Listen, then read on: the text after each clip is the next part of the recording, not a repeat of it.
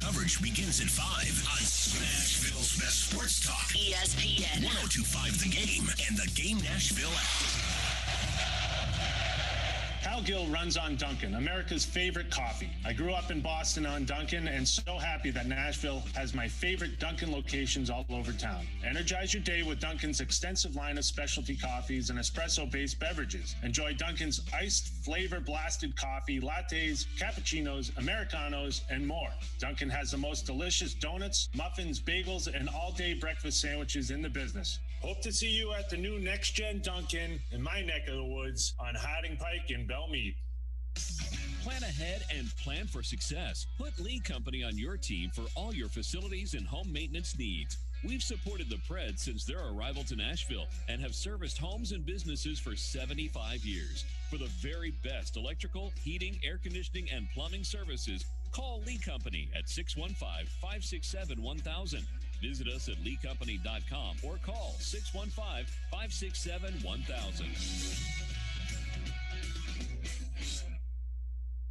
Are you a veteran with a VA home loan? Please stop and listen to this important message from Loan Pronto. You can refinance now and snag a new rate in the twos. Yes, I said in the twos. Hey, it's Willie Daunic. Wait, it gets even better. You can do all this with no appraisal, no income documentation, and no cash due at signing. Mortgage rates have come down some, and veterans need to act now. Loan Pronto specializes in VA streamlined loans. They can even cover all of your closing costs, and you will love their all-digital, no-hassle process. Most Loan Pronto loans close in 14 days. Call Loan Pronto now or go to loanpronto.com. They also have options where you can refinance and get cash out of your home's equity, up to 100% of its value. Get cash to pay off credit cards or do that home improvement project. Call Loan Pronto, 615-499-5780. Loanpronto.com is the website. VA loans made simple. 615-499-5780. Equal housing lender. NMLS 1661781. Subject to lender approval. Not all loans eligible for zero-cost refi.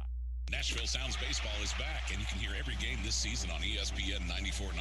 It's been over 600 days without professional baseball in Nashville, and First Horizon Park is bringing action back to the diamond. Grab tickets today as the Sounds host Gwinnett, the AAA affiliate of the Atlanta Braves, tonight through Sunday. This marks the first all-time meeting between the Sounds and the Atlanta Braves AAA affiliate. And don't forget to stop by Third and Home, Nashville's newest sports bar, before and after every Sounds game. Visit NashvilleSounds.com for tickets, and we'll see you at the ballpark for Sounds Baseball in Hit City, where every night's a hit. This is Stan Harrison, CEO of Apple Collision Centers. We understand that no one likes to deal with auto body repair and the inconvenience it becomes in your day-to-day life. I want to personally invite you to stop by and let our experienced staff see how we can help you make your vehicle look good as new. Apple Collision Center has 3 convenient locations: Old Hickory, Hendersonville, and Gallatin, ready to serve you. Come by and see us or visit us online at applecollisioncenters.com. When looking for quality recreational sports in Nashville for adults, look no further than Midstate Sports. With over 20,000 adults and 3,000 youth participants, they're one of the largest and fastest growing sports organizations in the Southeast. Summer registration is now open for adult sports like softball, sand volleyball, soccer, flag football, kickball, and basketball. For a full list of adult sport offerings, check out midstatesports.com. It's no debate. Play Midstate. Tonight, the Nashville Sounds continue their home series at First Horizon Park against the Gwinnett Stripers. Pre-game coverage begins at 6:20 on ESPN 94.9 and the Game Nashville app. Hey Nashville, Trey Wingo here. You're listening to Nashville's Best Sports Talk, ESPN 102.5 The Game. Back here on Darren, Daunic, and Chase. Darren McFarland, Chase McCabe here at Pete and Terry's Tavern. Willie will join us in just a bit. Actually, next hour. Linda Cohn also to begin next hour. We'll talk about Game 3 here tonight at Bridgestone Arena between the Predators and the Hurricanes. Remember, that has a puck drop of 6 o'clock. I'll have pregame for you at 5. Sunday's Game 4 will be at 1:30 in the afternoon. David Kells is the Executive Vice President of Entertainment and Venues here at Bridgestone Arena, and they have already had their first non-sporting event in a long, long time, David. I'm sure you have you welcomed, and you probably stared at the calendar a lot over 14 months, but How did there was a comedy? Yeah, so we had Mike Epps here last month, and like you said, it was our first non-sporting event in I forget how many days. It was like 400 some odd days. When we looked at that number, it just kind of shocked you because Bridgestone Arenas used to be open 5-6 nights a week. We crank sports and concerts and all that kind of stuff through here, and to have that big lag time between things it's not what we're used to, but it was great. Yeah. They did 2 shows in one night, a 7 o'clock and 11 o'clock. Like I told you earlier, I haven't worked that late in the night, and I don't know how long, and I am out of show shape. I am not used to walking around that much. I am not used to being up that late. It took its toll on me, but luckily, the calendar's starting to ramp back up here again, and so we'll have that frequency of events and get back to doing what we do best. Yeah, I asked you. I saw that there was an 11 o'clock show, and I was like, is that for real? 11 o'clock show at Bridgestone Arena? Yeah, well, you think of comedy. They're used to doing multiple sets in a night. No doubt. And so they came out and entertained 2 groups of people. We had almost 4,000 people per show for those, and it was a lot of fun. Again, getting back to doing what we do, cranking people through the doors, coming out, having a good time. It feels good to do what you do best. I think I know the answer to this, but I want you, because you understand. You've seen this. Everybody's ready for this stuff to happen. So I suspect 4,000 for each show at Bridgestone Arena for a comedy event. That's a huge success, right? And that means people are excited to get back. I'm sure that's been the feedback. Yeah, it's been wonderful. We've made a couple of show announcements, new shows. Like we talked about earlier, there's a lot of content that's been out there, postponed shows and that types of things. And fans have, patiently and loyally held on to their tickets. So some of those events will start to click off, but the new things we've been announced, we just announced a Blake Shelton show for the fall. That'll go on sale here in a couple of weeks. We went on sale with a Need to Breathe show, a Mercy Me show, Zach Brown show. These are all new things that are coming up, and people are coming out, they're buying those tickets for hopes of good things in the fall. What was it like, David, whenever, when at times for months it was, well, it's been moved. Yeah. And then it's been moved to another day. Oh, and now it's been canceled. I mean, just the constant shuffling. It was hard to keep up with. Oh, that was my job for, 8 months of the last year. Because, we took everything from spring of 20, moved it to fall of 20, thinking, hey, in 6-8 weeks, we'll all be back to normal. Everything will be great again. And then you did that jump again, and everything kind of jumped to 12 full months. So that's where we are right now. The shows that are starting in July, we've got that double with Alabama on July 2 and 3. Those are on as scheduled. Where that'll be our first big concert back, and fans have held on to those tickets for over a year. We have Luke Bryan at the end of July. Again, fans have held on to those tickets for a long, long time. Luckily, now we're all in a place where we can operate these events safely, and the public feels safe coming out. So those types of things will start to churn again and get back to normal. Some other things that have been, you have to pay attention or you don't know because you're seeing, Costco and certain stores that are lifting mask mandates, and you're seeing the sounds. And so, but it's to each his own, right? Everybody's kind of got their own set of rules. Or if you have your vaccination card and you show that, so what are the rules currently right now at Bridgestone Arena? So rules with both the city and the NHL is fans wear masks. The social distancing guidelines have been reduced, so we're able to accommodate more fans, but masks are still required. So, and that's why we're able to do these events, because the fans have been compliant and working with us and, realizing this is how we conduct safe indoor events for right now. But we do a good job of, shooting out know before you go emails to everybody, because these things have changed. The way we're operating Preds games in January aren't the way we're operating them today. So it is one of those things where we try to keep people up to date on all the new rules and regulations as things change over time. What have the conversations been like behind the scenes of just all these either artists or performers or what have you that have been basically shut down from working for 14 months? So, right over here we have the rehearsal hall. And so that's kind of like the first indication of when things are ramping back up. So it's busy starting in the middle of June, and everybody's thrilled to get back. That road crew is a family that lives on a tour bus, 9 months out of the year, and they're welcoming. They're happy to get back to see their families and get back to work again. And we're happy to welcome them in. I mean, we love seeing those trucks back down the loading dock, and trucks being unloaded and stagehands hauling gear in and hanging lights. That's what we love to see, because it's a weird community that we have, that we all do this kind of work, and it's good to see your friends again, people you've worked with forever, who you haven't seen on a weekly basis or a monthly basis. So it's going to be awesome. David Kells is with us talking some events here at Bridgestone Arena, and you mentioned the mask. You got to continue to wear that for these concerts that are being rescheduled. Do you have a attendance? Is it whatever was sold, or is that still kind of? We're up to full capacity on non-sporting events right now. So July 2 and 3, those Alabama shows will be the first big concerts back, and yeah, those will be at full capacity. That's awesome to hear. It is fun. It's great. Have you been, one thing that I've kind of been surprised, and you're going to have people that you can't make them happy on anything, and they're going to complain, but I feel like for the most part, walking around Preds games, if I see somebody like that works here say, hey, pull your mask up or something, everybody's been pretty cool about it. Is that kind of what you've noticed too? Oh yeah, 100%. Because this is the times that we live in, and people have gotten used to that. If you're coming out to a big, large indoor event, that's what the minor inconvenience, I guess I would say, that you have to do. Otherwise, you get to come, you get to cheer, you get to sing along, you get to root on the Preds, you get to do all of those things that we all love to do, and it feels different in a communal atmosphere. You guys have been at all the games. The games in January were awesome because we're playing games again.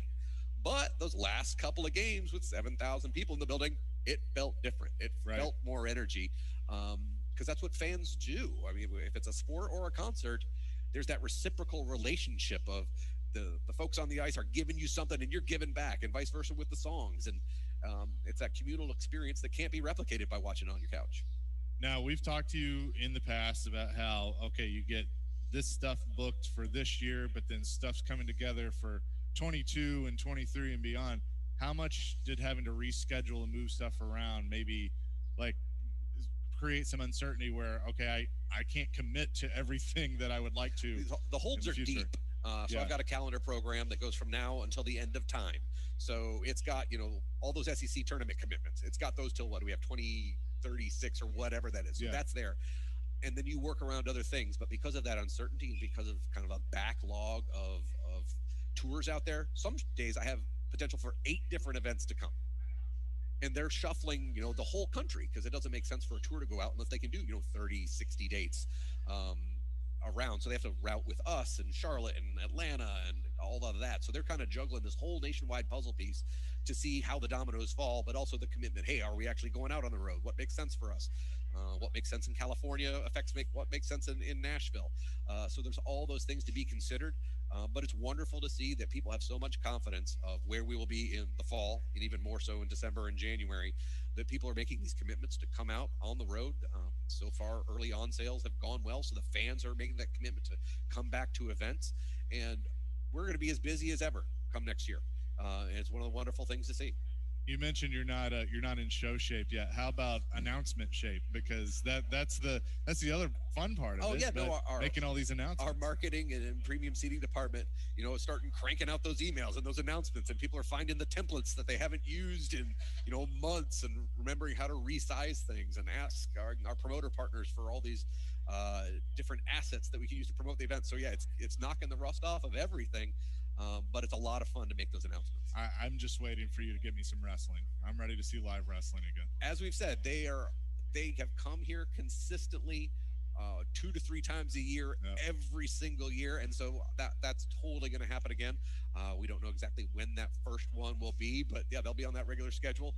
Big events. We're talking about pay-per-view things with them, all that type of stuff. And it's wonderful. One of the things that I pride myself on is we try to have something for everybody here at Bridgestone Arena.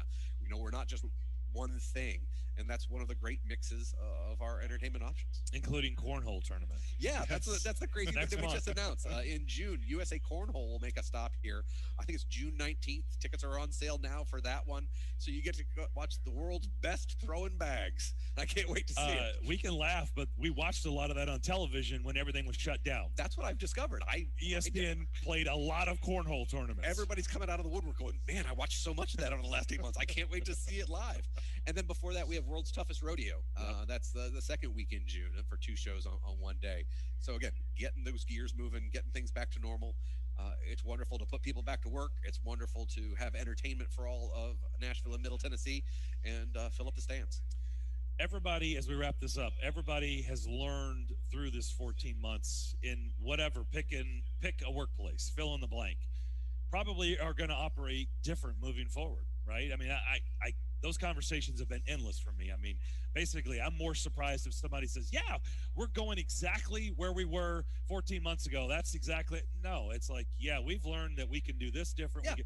So how about for your department, for what you do? Was there anything you learned over the last 14 months that maybe you can implement moving forward? I think everybody learned to work remotely a little bit more. Yeah. So maybe that's something we do. But fundamentally, our job is bringing 17,000 people under one roof and having a good time. Yeah. So that on-site presence, that excitement is going to continue. And we can't wait to have it back. Yeah. Good to see you. Thanks for doing this. Thanks for the chit-chat, y'all. Welcome back. We only have, 7.5 more hours of pacing. I know. Just pacing back and forth, waiting for that puck drop. Talking about the same things over and over again. But hey, you know what? Let's play hockey. Yes, it's going to be awesome. Chase and I laugh, but this is when you're always looking for things to feel normal again, and one of those things is people that you see a lot. Oh, yeah. So we laugh at, God, we haven't seen David in a long time. It's been a while. And we saw you in a couple of games, all right, it's starting to feel normal again. Yep, all right, we're seeing the same, people that we've been accustomed to. It's good to think that somebody thinks I'm normal. It's nice to hear. Good to see you. Thanks for doing this. Thanks, y'all. David Kells, he's Executive Vice President of Entertainment and Venues here at Bridgestone Arena. And you just heard it, a lot of events on the schedule. They'll continue to keep scheduling things here, so be on the lookout for that. We will come back with more here on Darren, Daunic, and Chase. ESPN 102.5 The Game. From all-day talk. You can roll with that team. That's good enough to win a lot of football games. To the biggest game. The Los Angeles Dodgers have won the World Series for the first time since 1988. Nashville's best sports talk is always at your fingertips. Just search The Game Nashville in your app store and download today. And keep it locked on Nashville's best sports talk. ESPN 102.5 The Game. From the Fox 17 News Code Red Weather Center. I'm Fox 17 News Code Red meteorologist Dan Guthrie. Temperatures continue to warm to the mid and upper 80s for us this afternoon under mostly sunny skies. We hit 90 tomorrow, and we stay there for the first half of next week. This weather report brought to you by Hiller Plumbing, Heating, Cooling, and Electrical. Call the Happy Face Truck today. Hi.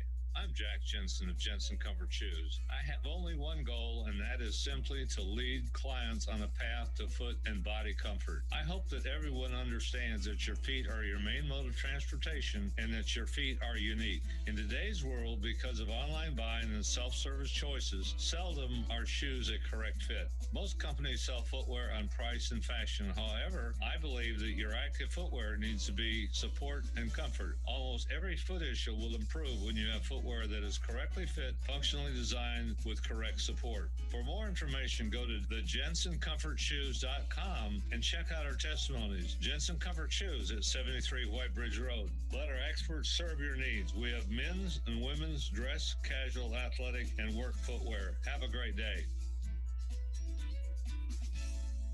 Social Furniture is your local one-stop all-furniture store in West Nashville with over 100 styles in store and new specials every week. Social Furniture has you covered. At Social Furniture, you'll never be hassled when you come in. Their friendly staff will help you choose the right furniture for your home. Social Furniture offers same-day delivery and free curbside pickups. Visit Social Furniture in West Nashville at 5412 Charlotte Avenue. Forget the big box store. Support local. Support social. Social Furniture on the web at mysocialfurniture.com.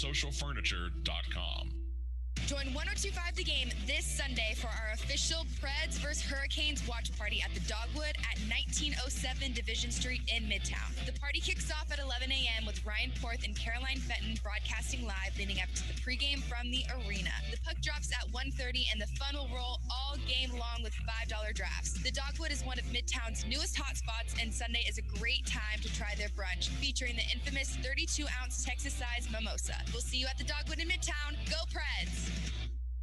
Jared Stillman. I mean, I'm serious. Who's going to be the quarterback of the Patriots? You cannot tell me it's going to be Cam. And company. Do I think that he had a really, really tough job following the GOAT? Yes, 100% I think he did. Tune in Stillman and Company for your drive home. Weekday afternoons from 2 to 6 on Nashville's best sports talk. ESPN 102.5 The Game and the Game Nashville app.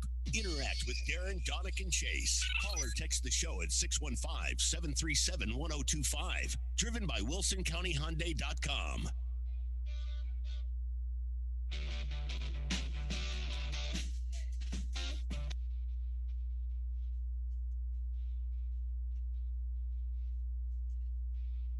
Don't forget to listen to the game every weekday for your chance to win $1,000. It's the game's 1K payday, presented by Kentucky Kingdom and Hurricane Bay. Listen for the keywords at 9 a.m., noon, and 3 p.m. When you hear it, go to theGameNashville.com and enter the keyword for a shot at $1,000. I hope that gets your attention. Back here on Darren, Daunic, and Chase on this gorgeous Friday morning. Hope everybody's having a great day to this point. Game 3 here tonight at Bridgestone Arena between the Predators and the Hurricanes. 6 o'clock puck drop. Darren McFarland, Chase McCabe here. Willie will join us in a bit. Appreciate David Kells. We've had Alex Bowman, NASCAR driver, who will be here next month, as you heard in the interview. David Kells, who you just heard it. He's got a program that books things from here until infinity, whenever. The end of time. End of time. And then we're going to have Linda Cohn, by the way, join us to start the second hour of the program. Let's do this. So with that being said about, David Kells saying, hey, there's been the comedy tour stop here. They had 2 shows, 7 o'clock and 11 o'clock at night. They had around 4,000 for each show. And now they're putting a bunch of things on the books. Things are opening up. The Sounds have had great attendance. The great news for the Nashville Super Speedway for their June race. Have they announced it's completely sold out? They have. That came out this morning. It's going to be 100% capacity, and it is sold out. The Ally 400 Cup race is sold out. There's still tickets for the Rackley Roofing 200 truck race on Friday night and the Tennessee Lottery 250 on Saturday, the Xfinity race. So those tickets are still available, but the Cup race is sold out, and that is fantastic news. As Ryan McGee said on our program earlier this week, a ticket is a vote. Yep. So that is awesome, and really happy for those folks that have been hard at work to get all that going. And I know they're going to have some other announcements on the horizon. So going to be cool. In fact, I was looking for that official announcement. I know I had it, but anyway, you passed it along. That was the information. So let's do this. Let's have a little fun here for a bit. Either via our text line or you can tweet at us. Okay? At 1025 Game is tweeting at us. At Chase on Game. At DMAC_1025. Okay? Do that. And what you need to do is we're going to give you tickets. And Elijah, it's going to be on you. So if somebody doesn't like the winner that you pick, you're the name that's going to be put on the list. Okay, we are dropping this in your lap. I'll be the sacrificial lamb here. You are going to be today's sacrificial lamb if somebody gets angry. Okay, yeah. But they're not going to. Only get angry at 12 o'clock. That's the only time you need to get angry. We are going to ask you to release at noon, because that's what we do on Fridays. Okay, something's been bothering you this week, and you're going to release at noon. But tweet at us or text at us at 615-737-1025. Text us on our text line, driven by WilsonCountyHyundai.com. Something that you've purchased, okay, as things are returning, a ticket that you've purchased. You have to show proof of that. So you're going to need to take a picture of, on your phone, mobile, however you have. Cover the barcode. Yes, cover the barcode. Always tell people. Blur it out, whatever. Yeah. But show us an event. And Elijah, you're going to go through those texts and those tweets, and one that jumps out at you, you can go on and give them a pair of tickets so they can add to their collection. Yeah. A pair of tickets to the Tennessee Lottery 250 NASCAR Xfinity Series race. That'll be at the Nashville Super Speedway on that Saturday, June 19th. Fair? Is that okay? I like that. You good with that? I'm good with it. Are you up for the challenge? So you can text or tweet. It's that simple. Elijah hasn't answered, so I don't know. I'll be waiting patiently for some texts and tweets. You got to blow me away. This is I'm a tough judge. Yeah. I mean, obviously, you don't really have to get creative because it's something that you've already done. So just show us something that you've already purchased moving forward. So as we all start getting back into a normal routine, getting back to events. That's going to happen here tonight, by the way. Largest crowd in 14 months is going to happen here tonight. 12,135 for Game 3 with the Preds and Hurricanes. But text us or tweet us, and Elijah's going to sift through those through the course of today, through the course of our show. And at the end of the show, he's going to pick a winner and send you to the Xfinity race. I like it. And that'll be a fun race, too. Josh Berry, Hendersonville's own, is going to be running that one. And you'll see Austin Cindric, some of the stars of tomorrow. And, Austin Cindric could be interesting for him in the next few weeks with the rumor floating out there with Brad Keselowski leaving Penske. So a lot of stars that you can check out at the Xfinity race. I enjoyed it last week at Dover. Good racing. So let's get into John Hines is speaking to the media, and Calle Yarncroke will play tonight. He's good to go, according to head coach John Hines.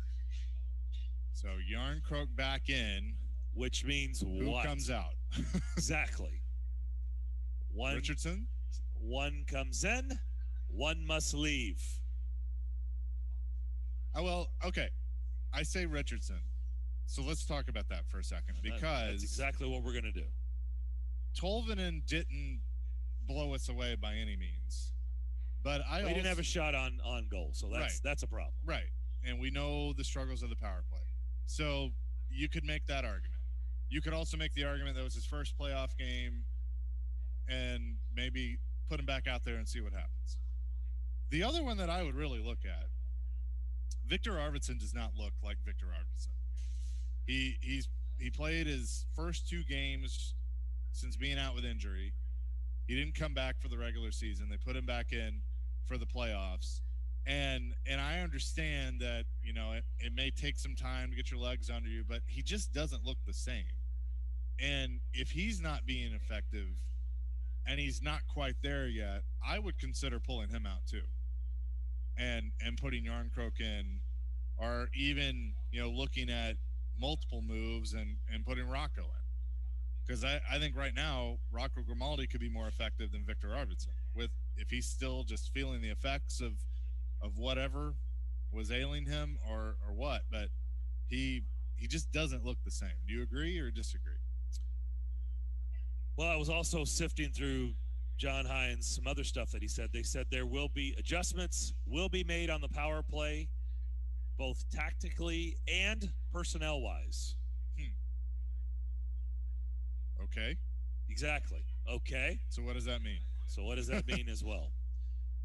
I'll be curious, because obviously Tolvanen slid into Calle Yarncroke's spot on that second line. So that second line has been so effective and so good for a good while. It was strange not to see those 3 together, right? Granlund and Cunnin and Yarncroke, and see Tolvanen there with him. So if Yarncroke is back in, I mean, somebody must come out.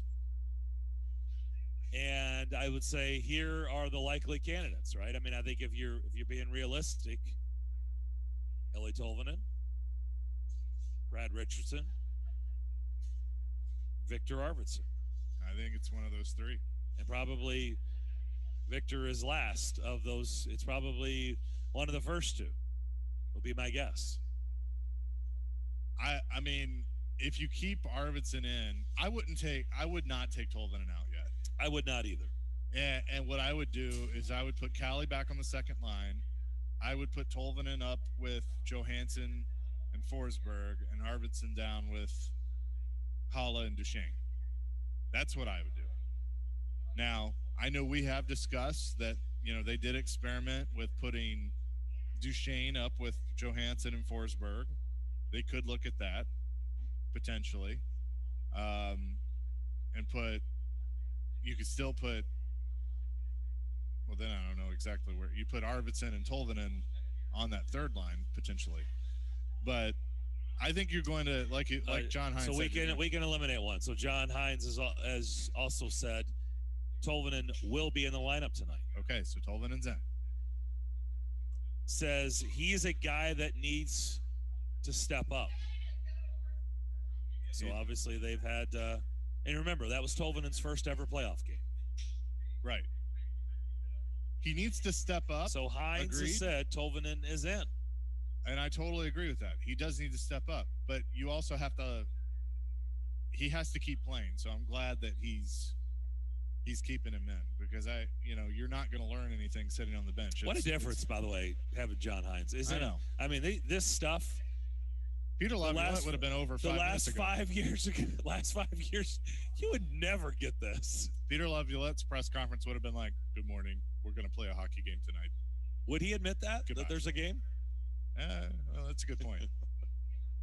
Next question. I mean, there's no way he would announce that Yarncroke's back in. Tolvanen's going to remain in the lineup. How refreshing is it? Gosh, a head coach that announces that. I've never told this story publicly, I don't think, but I did an interview with Lavi one time for the Preds profiles, and we went like 15 minutes, and we got done, and I said, "Hey, thanks, Coach, appreciate it." And he laughed, and he looked at me and goes, "Bet you didn't think I could talk that long, did you?"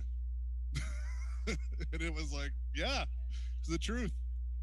It was the truth, But yeah, it is refreshing that John Hines is willing to. He's not going to give you everything. I'm just sifting through the quotes just to make sure we don't have the entire lineup, so we can just either stop talking about it if that's. I mean, he's already making these announcements. So okay, so that leaves. So Tolvanen in. So who's coming out? I would guess Richardson, right? Yeah, it seems pretty logical to think Brad Richardson. I mean, I don't see them breaking up the herd line and taking somebody out. Like I don't Sissons would be in, but that's not happening. Trennan or Janot, I don't see coming out to keep Richardson in. I could be wrong, but I don't see that.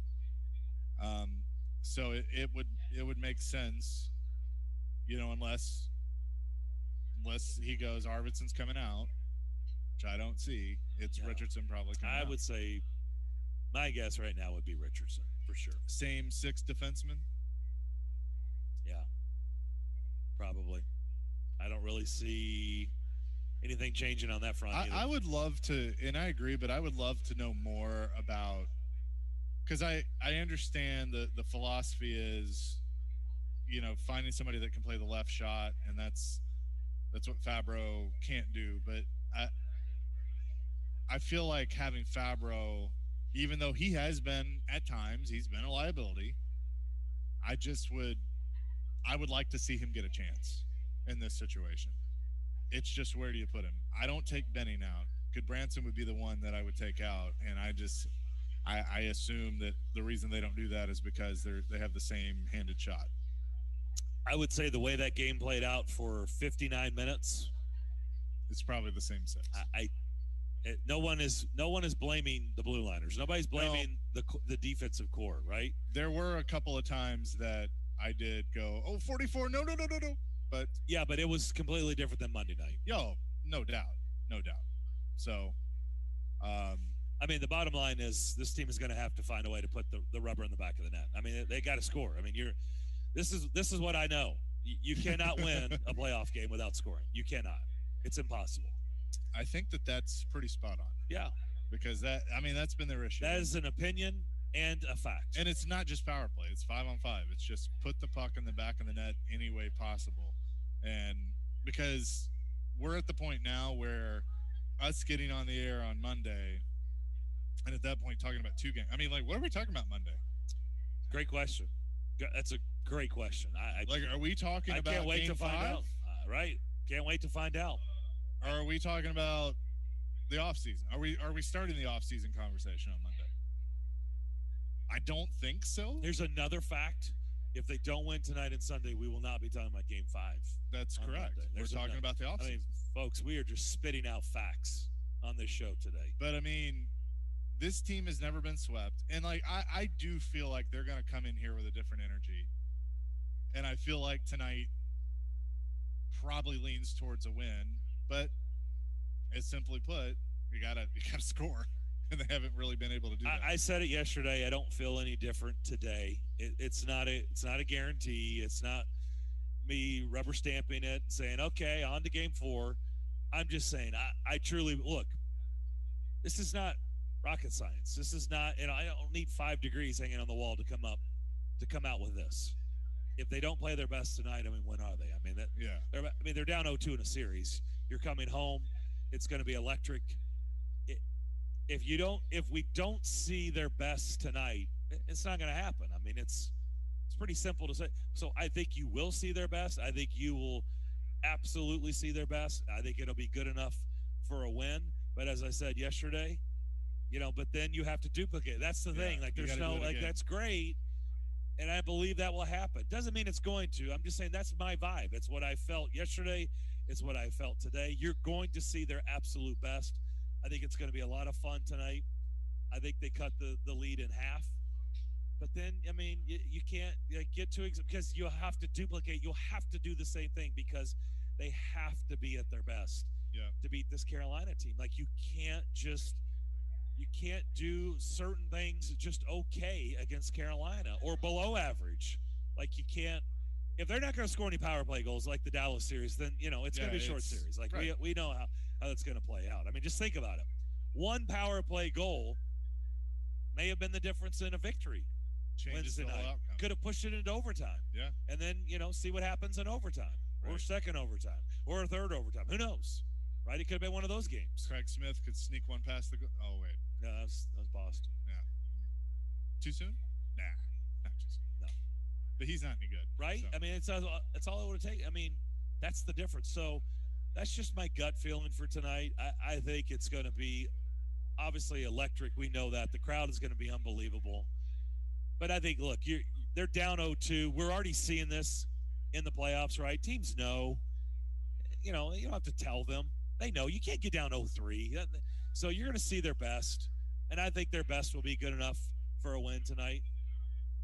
But, there's still a lot more to talk about because I will be curious to see what is the change. All right, we will come back, start the second hour with Linda Cohn from ESPN. By the way, Pete and Terry's Tavern filling up. If you're in here, fill out the registration box. You've got an opportunity to win tickets to Game 4 here Sunday afternoon as people stop in here to take in a drink or a meal or both. You are listening to Darren, Daunic, and Chase right here on ESPN 102.5 The Game. Tonight. The Nashville Predators return to Bridgestone Arena for Game 3 of Round 1 against the Carolina Hurricanes. Pre-game at 5. Face-off at 6 on Nashville's best sports talk. ESPN 102.5 The Game and the Game Nashville app. ElectronicExpress.com. We make it happen. Hey, Sounds fans, Jeff M. here at First Horizon Park with your Nashville Sounds update on ESPN Nashville. The Sounds are hot as they take on Gwinnett tonight in Game 4 of a 6-game series. They've won 3 in a row and 6 of their last 8. They've taken the first 3 against the Stripers. Last night, a 3-1 victory. It featured Eric Lauer striking out 12, Sounds pitchers fanning 15 overall, and Keston Hira with a big night. He broke a tie in the bottom of the 8th inning. The 0-2, and Hira drives one. Deep left field. Irvin back looking up. Gone!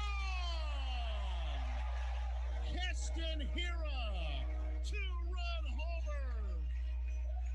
And the Sounds have taken a 3-1 lead. Hira also doubled, singled, and stole a base to go 3 for 4, and the Sounds beat Gwinnett 3-1. Tonight, Thomas Jenkins gets the ball at 6:35. Pre-game at 6:20. This is Jeff M. with your Nashville Sounds update on ESPN Nashville. Ryan Porth here for TwinSpire Sportsbook. Happy to share that as a listener of the game, you can unlock a risk-free bet up to $1,000 for signing up with TwinSpires. Use promo code FREE1000 and you can bet with the Kentucky Derby of sportsbooks right from your phone. It could be playoff hockey, basketball, golf majors, or more. Just download the TwinSpire Sportsbook app today to get started. Void where prohibited. For terms and conditions, visit TwinSpires.com. Must be 21 or older and physically present in Tennessee. For a gambling problem, call or text the Tennessee Redline 1-800-889-9789. Darren There's a place full of summer fun and thrills for the whole family, where you can fly on world-class coasters and spin, play, and laugh together, where you can ride, slide, and splash the day away. Visit Kentucky Kingdom and Hurricane Bay.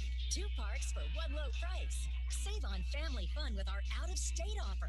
For only $39.95, visit one day and get the next day free. Plus, get free soft drinks. Details at KentuckyKingdom.com.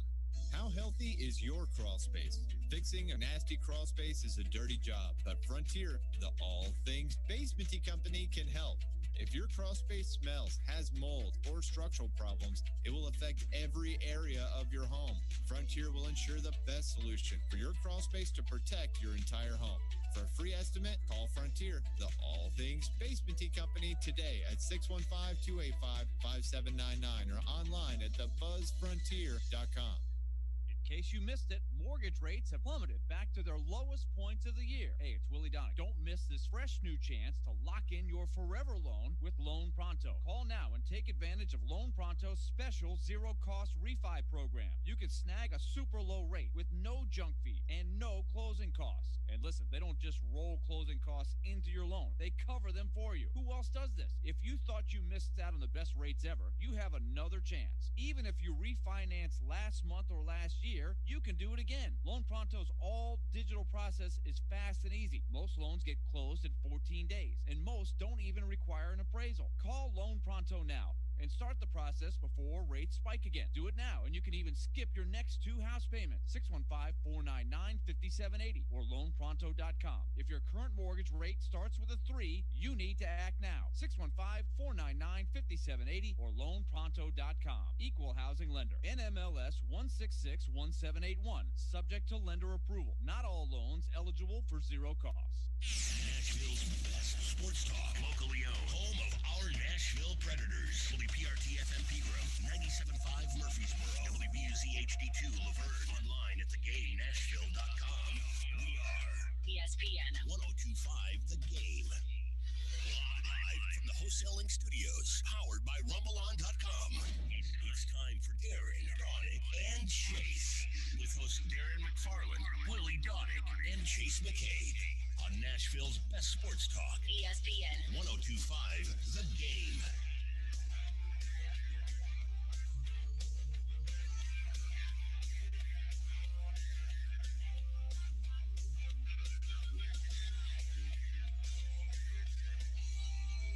Second hour, Darren, Daunic, and Chase here on ESPN 102.5 The Game. We are live at Pete and Terry's Tavern here on the back end of Bridgestone Arena, getting ready for Game 3 tonight, Predators and Hurricanes. 6 o'clock puck drop.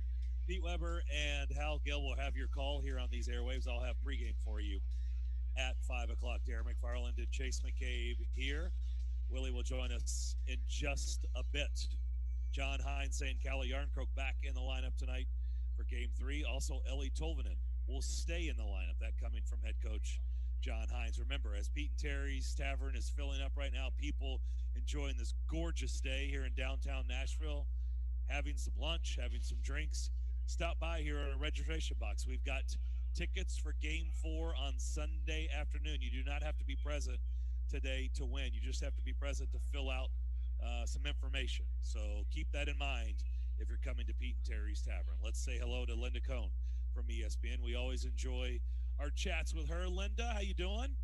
I'm doing great. Hey, listen, I already live in paradise, but I wish I was in Nashville tonight. One of those 12,000 that's going to be screaming and yelling. Bridgestone Arena. What an atmosphere we can all expect tonight.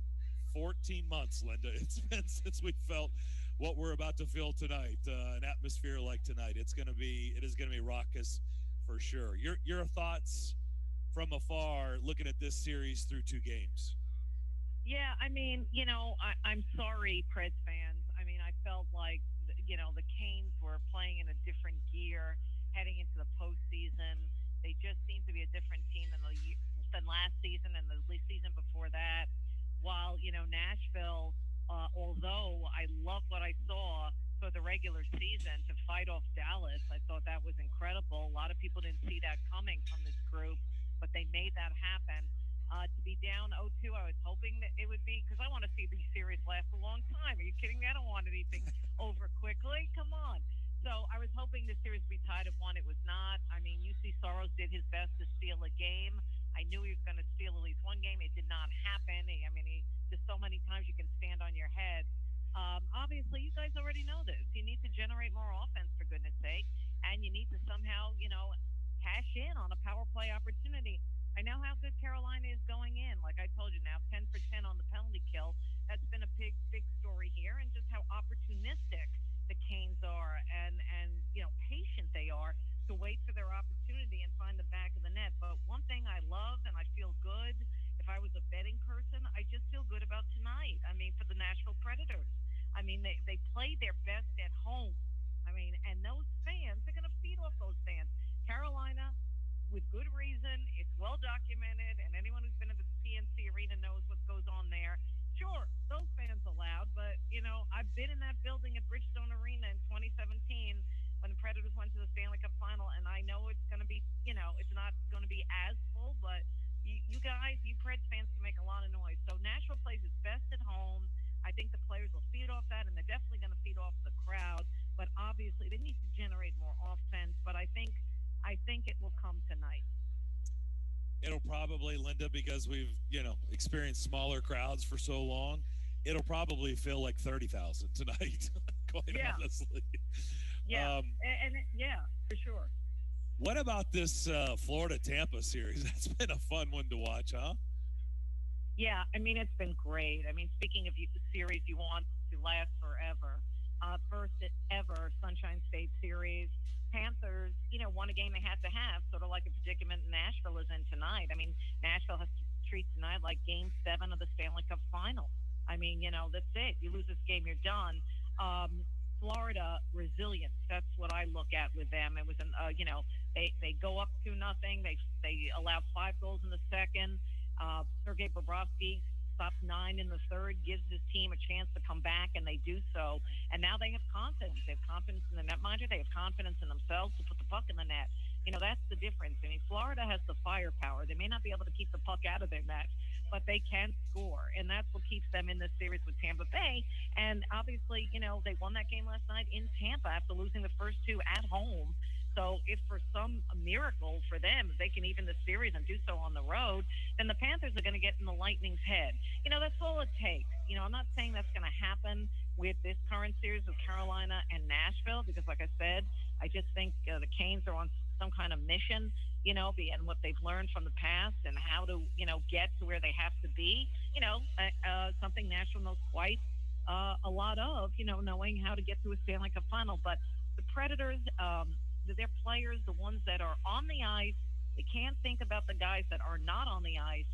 They need to, an extra gear. They need to go to a next level. They are not as talented as most of these other teams in the postseason. It's just a fact, and they have to give it all they got tonight. But I love what I'm seeing with Florida and Tampa. Is a great series. East Division, Caps, Bruins. Every game has gone into overtime. Last game was double overtime.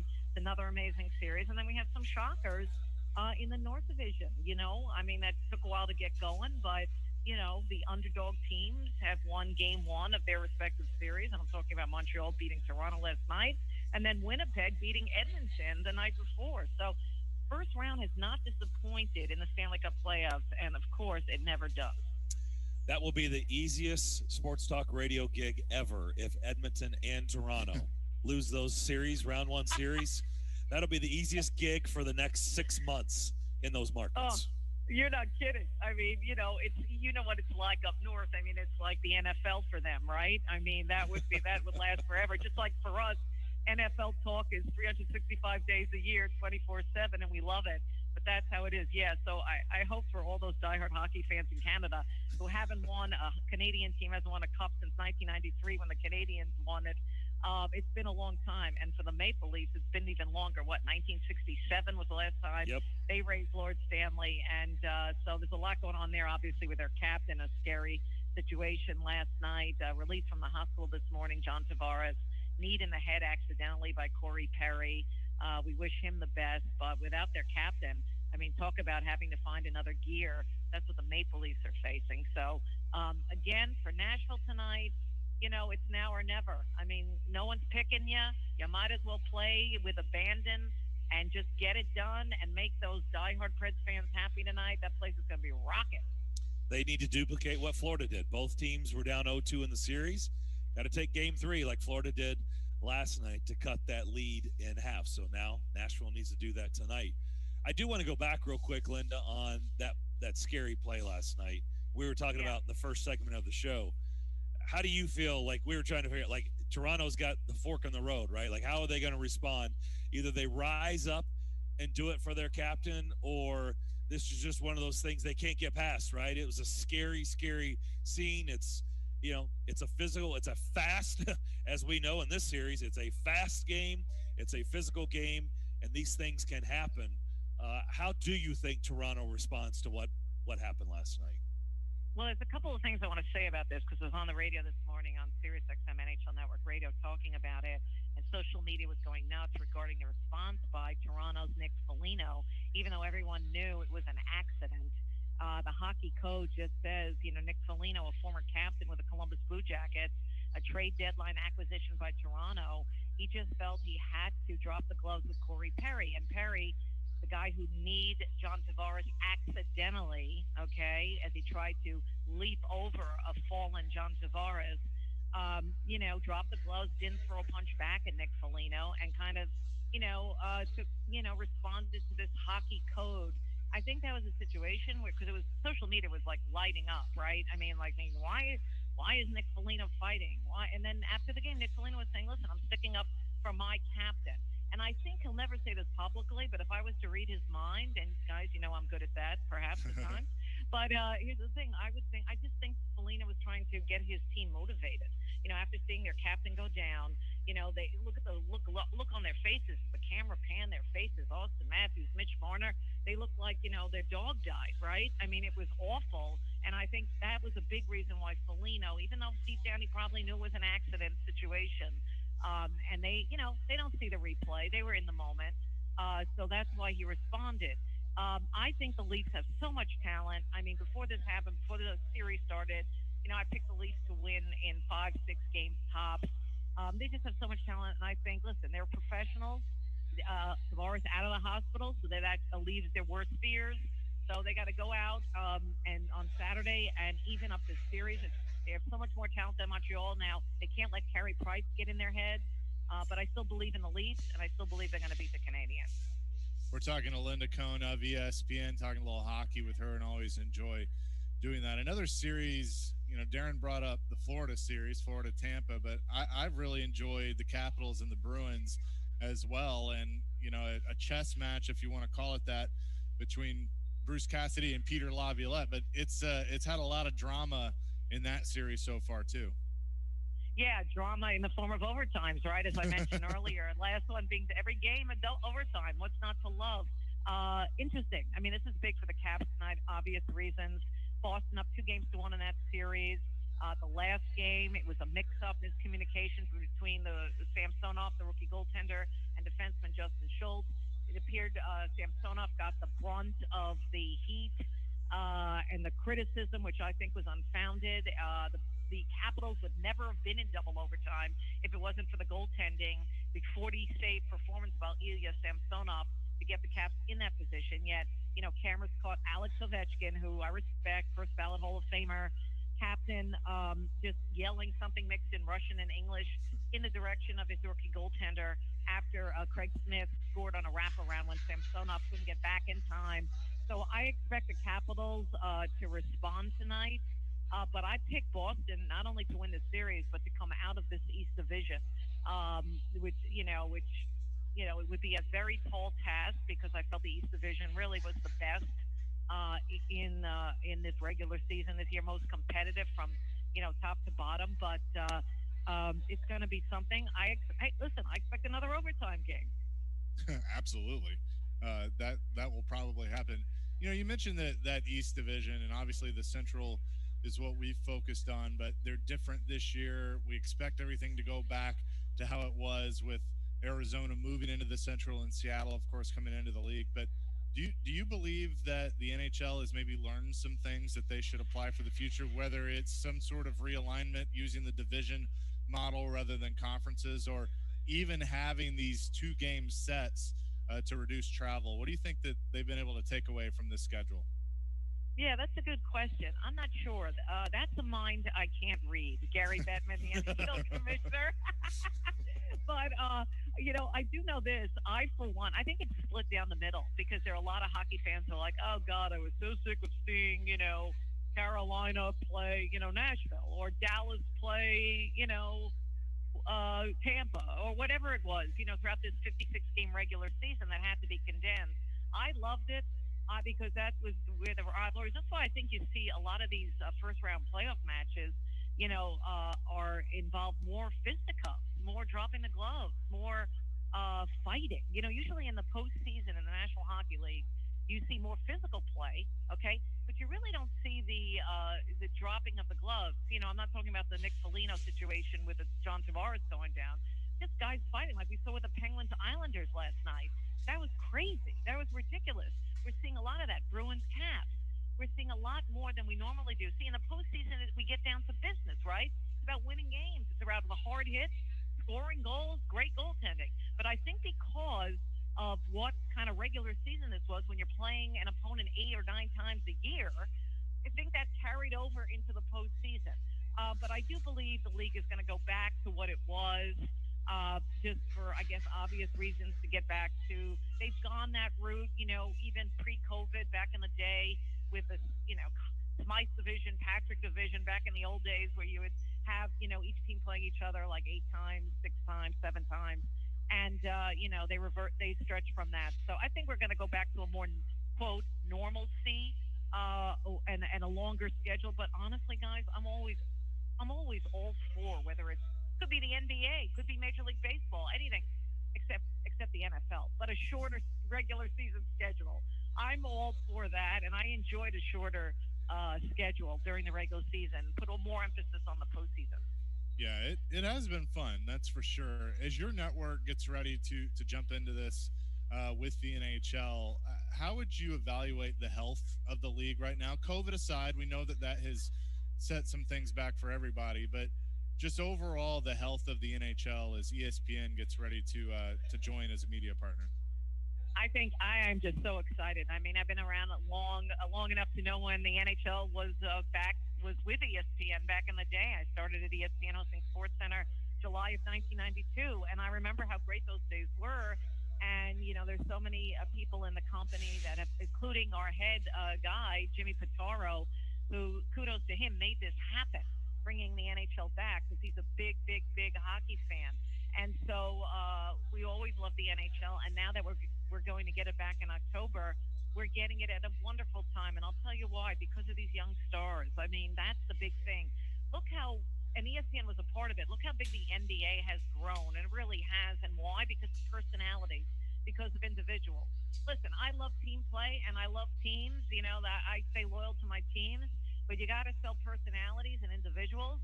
And that's what the NHL has, whether for Nashville, it's Roman Josi, whether it's Connor McDavid, whether it's Austin Matthews. I can go on and on, whether it's Nate McKinnon, whether it's Sidney Crosby, Alex Ovechkin. It is so easy to sell.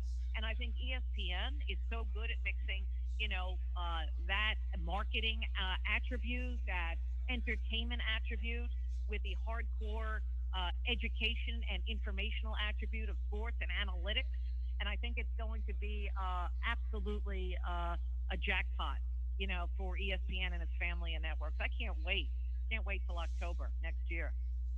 Linda, I want to ask you this before we let you go, because for those of us that have been in this industry, watching your network, watching ESPN, watching SportsCenter is a part of our daily routine, and you've been there for quite some time. But one of your colleagues is signing off, and Kenny Mayne, who is he's different. He's not your regular type sportscaster, but I think that's what makes him entertaining.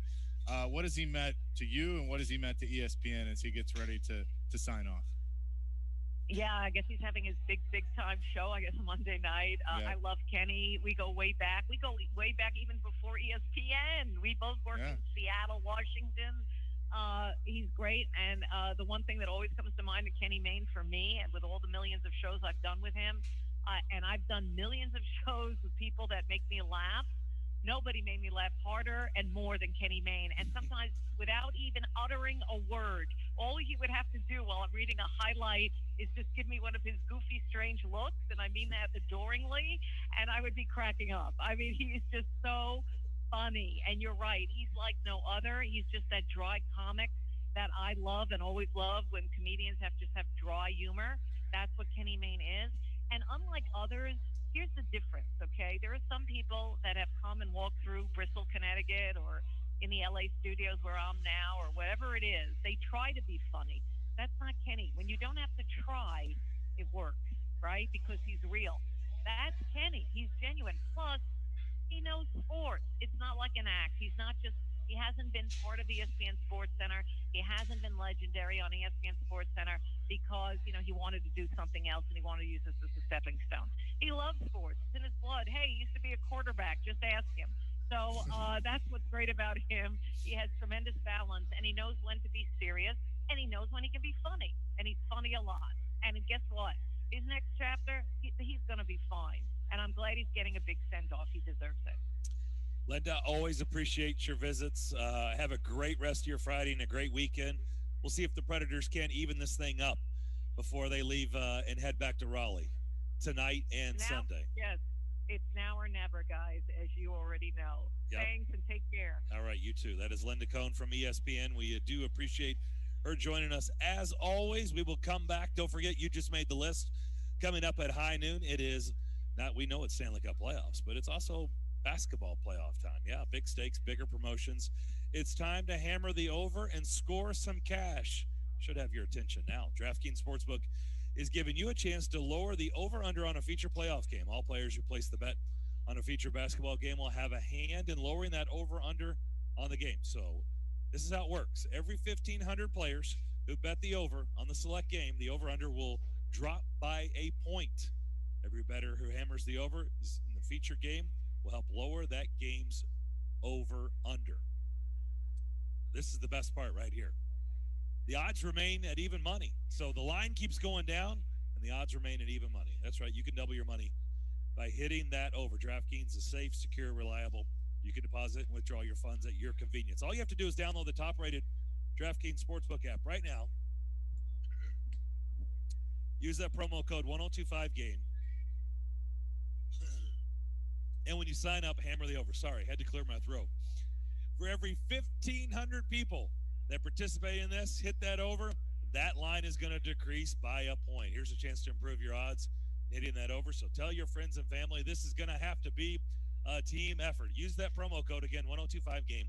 This is for a limited time only, DraftKings Sportsbook. Remember, you must be 21 years of age or older. Tennessee only. Restrictions do apply. There is a maximum $25 wager, one per customer. Offer ends May 23rd. See DraftKings.com/sportsbook for details. If you or someone you know has a gambling problem and wants help, call or text the Tennessee Red Line, 1-800-889-9789.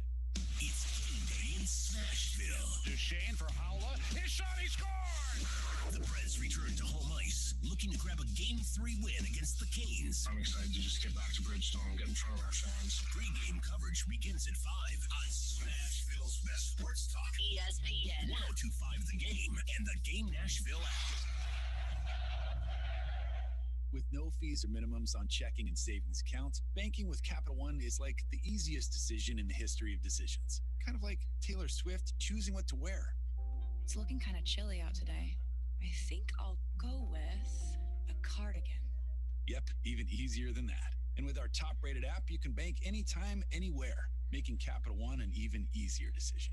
That's banking reimagined. What's in your wallet? New consumer accounts only. Approval required. Terms apply. Capital One N.A. member FDIC. Warning, this product contains nicotine. Nicotine is an addictive chemical. Because there's only one you, Vuse Alto is the vape as unique as you are. With Vuse by You, you can make your unique mix with any of 7 colors, 3 flavors, 3 nicotine levels, and infinite wrap designs. So how will you do you? Make Vuse Alto a vape that is yours. In store now. Discover more at Vuse.com. Vuse. Charge beyond. Vapor products. Underage sale prohibited. Website and offers restricted to age 21 and over tobacco consumers. Plan ahead and plan for success. Put Lee Company on your team for all your facilities and home maintenance needs. We've supported the Preds since their arrival to Nashville and have serviced homes and businesses for 75 years. For the very best electrical, heating, air conditioning, and plumbing services, call Lee Company at 615-567-1000. Visit us at leecompany.com or call 615-567-1000. Sounds Baseball is back. Catch the action at First Horizon Park tonight at 6:35 as the Nashville Sounds take on the Atlanta Braves AAA affiliate. The first 650 fans to arrive will receive a collectible Reba wind-up racer courtesy of First Horizon. Grab tickets today. Visit NashvilleSounds.com. Hey, it's Turron Davenport. You ever had to sit and wait for 2 hours or longer to get new tires put on your car? Well, you don't have to do that anymore. Call my friends at Freedom Tire Guys. They're Nashville's premier mobile tire company that does it all. New tires, balance, rotation, everything. And they come to you.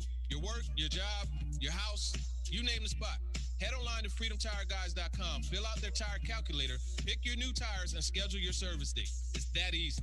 If you don't see something you like, give them a call and they'll find it for you. Check them out today at freedomtireguys.com. Join 1025 The Game this Sunday for our official Preds vs. Hurricanes watch party at the Dogwood at 1907 Division Street in Midtown. The party kicks off at 11 a.m. with Ryan Porth and Caroline Fenton broadcasting live leading up to the pregame from the arena. The puck drops at 1:30 and the fun will roll all game long with $5 drafts. The Dogwood is one of Midtown's newest hotspots, and Sunday is a great time to try their brunch, featuring the infamous 32-ounce Texas-sized mimosa. We'll see you at the Dogwood in Midtown. Go Preds! B&B Flooring is the leading flooring company in Middle Tennessee. With more than 30 years of experience, their experts can make your flooring dreams come to life. Whether your needs are commercial or residential, they're a one-stop shop. From carpet, tile, laminate, LVP, hardwood, or engineered hardwood, they have it all. Call them today for a free estimate or stop by their showroom at 128 North Lowry Street in Smyrna. Mention you heard it here on the game for 10% off all materials online at bnbflooringtn.com. Wow, look at the talent here tonight. What's up, Shameless? Oh, hey, 90 Day Fiancé. Grey's Anatomy, I see you. Futurama, looking good. Blackish, come here. Solar Opposites, looking fire. The Handmaid's Tale, Shrill. What's up, Palm Springs? Don't be weird about it. With everything you love, the choice is easy. Time to have Hulu. ESPN's Turron Davenport breaks down the Titans like no other. I want to see how much they put on Elijah Molden because that young man is a very intelligent player. Catch TD Mondays at 11, Thursdays at 3, and Fridays at 8. Brought to you by Freedom Tire Guys. Plus, the Talking with TD podcast drops every Wednesday. I think that's an example of playing beyond scheme. Only on Nashville's best sports talk. ESPN 1025 The Game and the Game Nashville app. Hey, Nashville, this is Eli Gold, voice of the Alabama Crimson Tide, and you're listening to Nashville's best sports talk, ESPN 1025 The Game.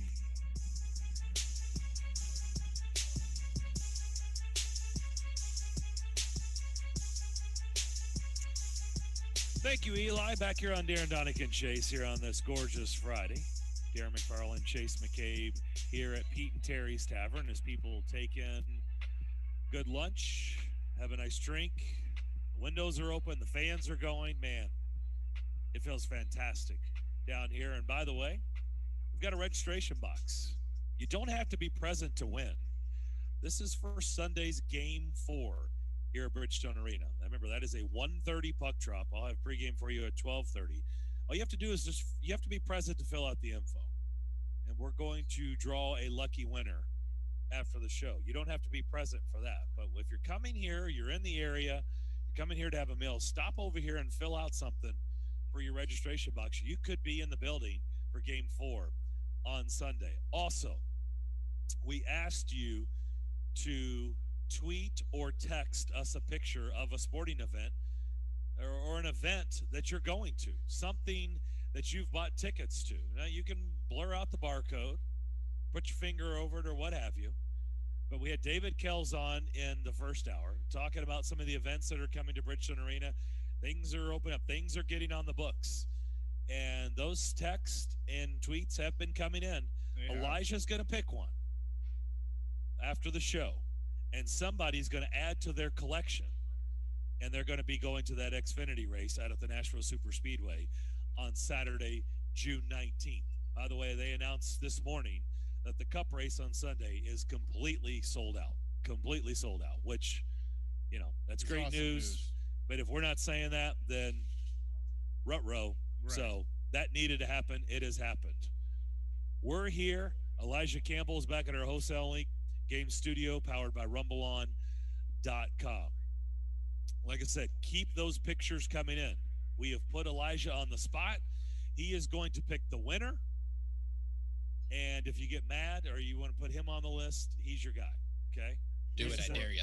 Like I said, we have dropped this in his lap and we have walked away. That's what we've done. I dare someone to put me on the list today. I dare him. Oh, I like it. He's feisty.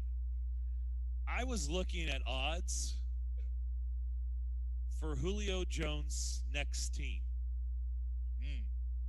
Yeah, this is a who's the favorite? Let's see. I mean, when in doubt, Patriots. Patriots are up on the list. They are plus 450. They are third. The Baltimore Ravens. They're the favorite? They are the favorite. At plus 275. The Ravens are the favorite, followed by the 49ers right behind them. Okay. A little bit of a gap. Then the Patriots. Then the Chargers.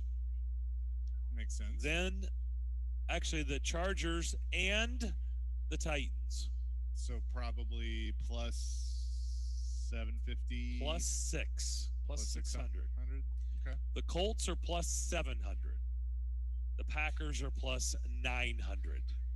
The Eagles are plus 1,000. What do you make of the Titans having the same odds as the Chargers as the fourth highest odds to get Julio Jones? What is realistic? Do you think that is really an option? No. For the Titans? John Robinson, do you think he's really exploring Julio Jones? Well, I mean, I think there could be something that he's exploring because he was asked about it and he was, John has not been afraid to let you know when he's interested in something. Now, I get it. Free agency, players not under contract, that's a little different. And so he basically was like, I'm not going to comment on, another player that's under contract. But if you read between the lines, I mean, and if he's doing his job, I think he's making a phone call like, hey, what's the price? Give me a ballpark. What's it going to take? But I don't know how much I would, as talented as Julio Jones is, he's also an aging wide receiver. How much are you really wanting to give up to bring in a guy that, he's going to essentially be your number two? Having him and AJ together would be phenomenal on top of what they've brought in here. But I need to know how much it was going to cost. I don't think it's realistic that they would do that. Even though, John made a move for DeMarco Murray, that was his first move, I guess. He's not afraid to make the trades. I don't think it happens. For people that are saying Julio Jones, yes, okay, he's 32. I get it. That he is falling off. But is he? I said he was aging. Right. No, I know. But people are saying that, he's on the back end of his career and, But what proof is that this year he was banged up? He didn't play. Like, for the most part, he's been upright and healthy his career, for the most part. Sure. He has been available for 15, 16 games a year. Okay? Available for the season. But when you think about 2019 when he played the entire season, he had 1,400 yards, 6 touchdowns, 99 catches. So he's one catch away from a 100-catch season. The season before that, 113 grabs, almost 1,700 yards receiving, 8 touchdowns. The year before that, 1,444, so 1,450, 88 grabs, 3 touchdowns. Over 1,400 the year before, 83, 6 touchdowns, 136 receptions the year before that, 104 the year before that. I guess what I'm getting at is where where's the decline other than last year? Last year he played half of a season. So his numbers were right on pace for exactly what I just laid out there. So for the people that say Julio Jones, declining, aging, back end of his career, okay. So you're predicting that? Because right now there is no proof of that. Right. That is the proof. Like that's what he's done. Like we talked about, who's got more in the tank right now? J.J. Watt or Julio Jones? That's a good question. That's a really good question. I'd probably lean towards Julio if he's healthy. But at the same time, the reason I said what I said he was aging, I am not. Well, aging is correct. I mean, he is 32 years old. So for a wide receiver, that is aging. But because of that, I'm not going to give up a first-round pick for him. Now, what do you think he commands? That's what I don't know. I mean, this is a future Hall of Fame receiver. Right. Who right now, like I said, there's no proof that he is declining. There's no proof other than he played half of a season. Now, his biggest knock, without a doubt, is touchdown production or lack of. Like, to have he's those... not a touchdown machine. Right. Yeah. To have those enormous stats, it is strange to see somebody with that low of touchdown totals. His touchdown totals are very low for his production. Right. So I will grant you that. But that has been his entire career. That hasn't been the last couple of years. I'm talking about like catches and yards. When people say, probably on the back end, okay, probably means that's your opinion. Yeah. I'm telling you, the stats have not shown us that he is at the back end of his career. The production is there, and you also have to factor in the threat of having him on the field the same time as A.J. Brown. If you have both of those guys on the field at the same time, that's a nightmare. And Derrick Henry, that guy in the backfield, that's a nightmare for defenses because you don't know where the ball's going. And you know that anywhere it goes, any of those three targets, it can hurt you with one play. So that's another factor, too, that you got to put in there. But it's all about price for me. I mean, he's 32. What's his contract? That's the other It's part. a lot. $23 million a year. Hey, Willie, I saved you a spot for you. Hi, Willie. Oh. I've been listening to the conversation, We have guys. not been told you're with us. Didn't know you were there. Can you see me? Can you guys see me? No, we don't see you. We do not. You're not seeing the Zoom? Oh, yeah, now we do. Hey, there you are. This is my question. Because, Darren, I think you make a valid argument that there's still something left for Julio Jones. There's still something. You might scratch another year or two out of him, but the contract's huge. So here's the question. Would you do anything more than just say, I'll take the contract off your hands? I'm not giving you anything for him. I will relieve you of his contract, and we will restructure the contract. You cannot bring him in for $23 million a year. There's just no way. Yeah, I mean, they I don't know how would they fit that in under the cap anyway? Because here's the other thing you got to think about. You got to sign A.J. Brown at some point.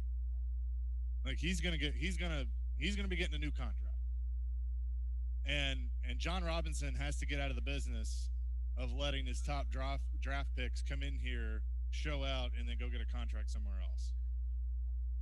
I mean, he just let a first-round pick, granted, did not live up to the 5th overall pick, but he just let another first-round pick walk out. Right, but they're not leaving because they got this big mammoth deal somewhere else. No, but right now, but they're not getting it here. Right, like that's.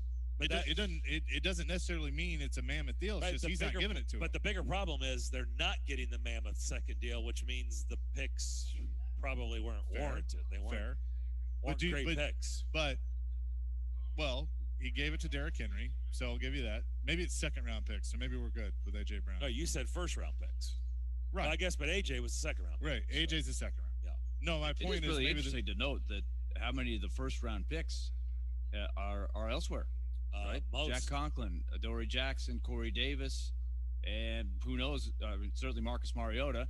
Isaiah Wilson not in the league. Isaiah Wilson, whoops. And then, maybe the days are numbered for Rashad Evans. Yeah, right. That's another one, yeah. But, I think of all those that you just named, the one that I would, outside of Corey, I think you could have made an argument for trying to get Corey Davis. But Jack Conklin is the one that was – I thought Jack Conklin was solid, especially when he came back from injury. You could have argued bringing him back would have been a good thing. Is Julio Jones elite? He has been elite. He has been, yeah. His entire career? Yes. Okay, so you have hesitation, both of you, in your voices. Are you saying he's no longer elite? I think you are gambling with the money that it's going to cost you that he's still elite. Okay. Chase. 771 yards in 9 games. And 51 catches is exactly on pace for what I was throwing out there the last 7 years. Like that's elite. 100 catches, 1,400 yards, same deal. That's what he was on pace for. So my answer is yes, he's still elite. The reason I hesitate is he's 32 years old. He'll be 33. So or he is 32. So didn't we play the same game with Tom Brady? How'd that work out? So we're all trying to predict when somebody's too old. I understand that, but you can't put like Tom Brady is in his own category. I kept bringing up Tom Brady, and the pushback is his age.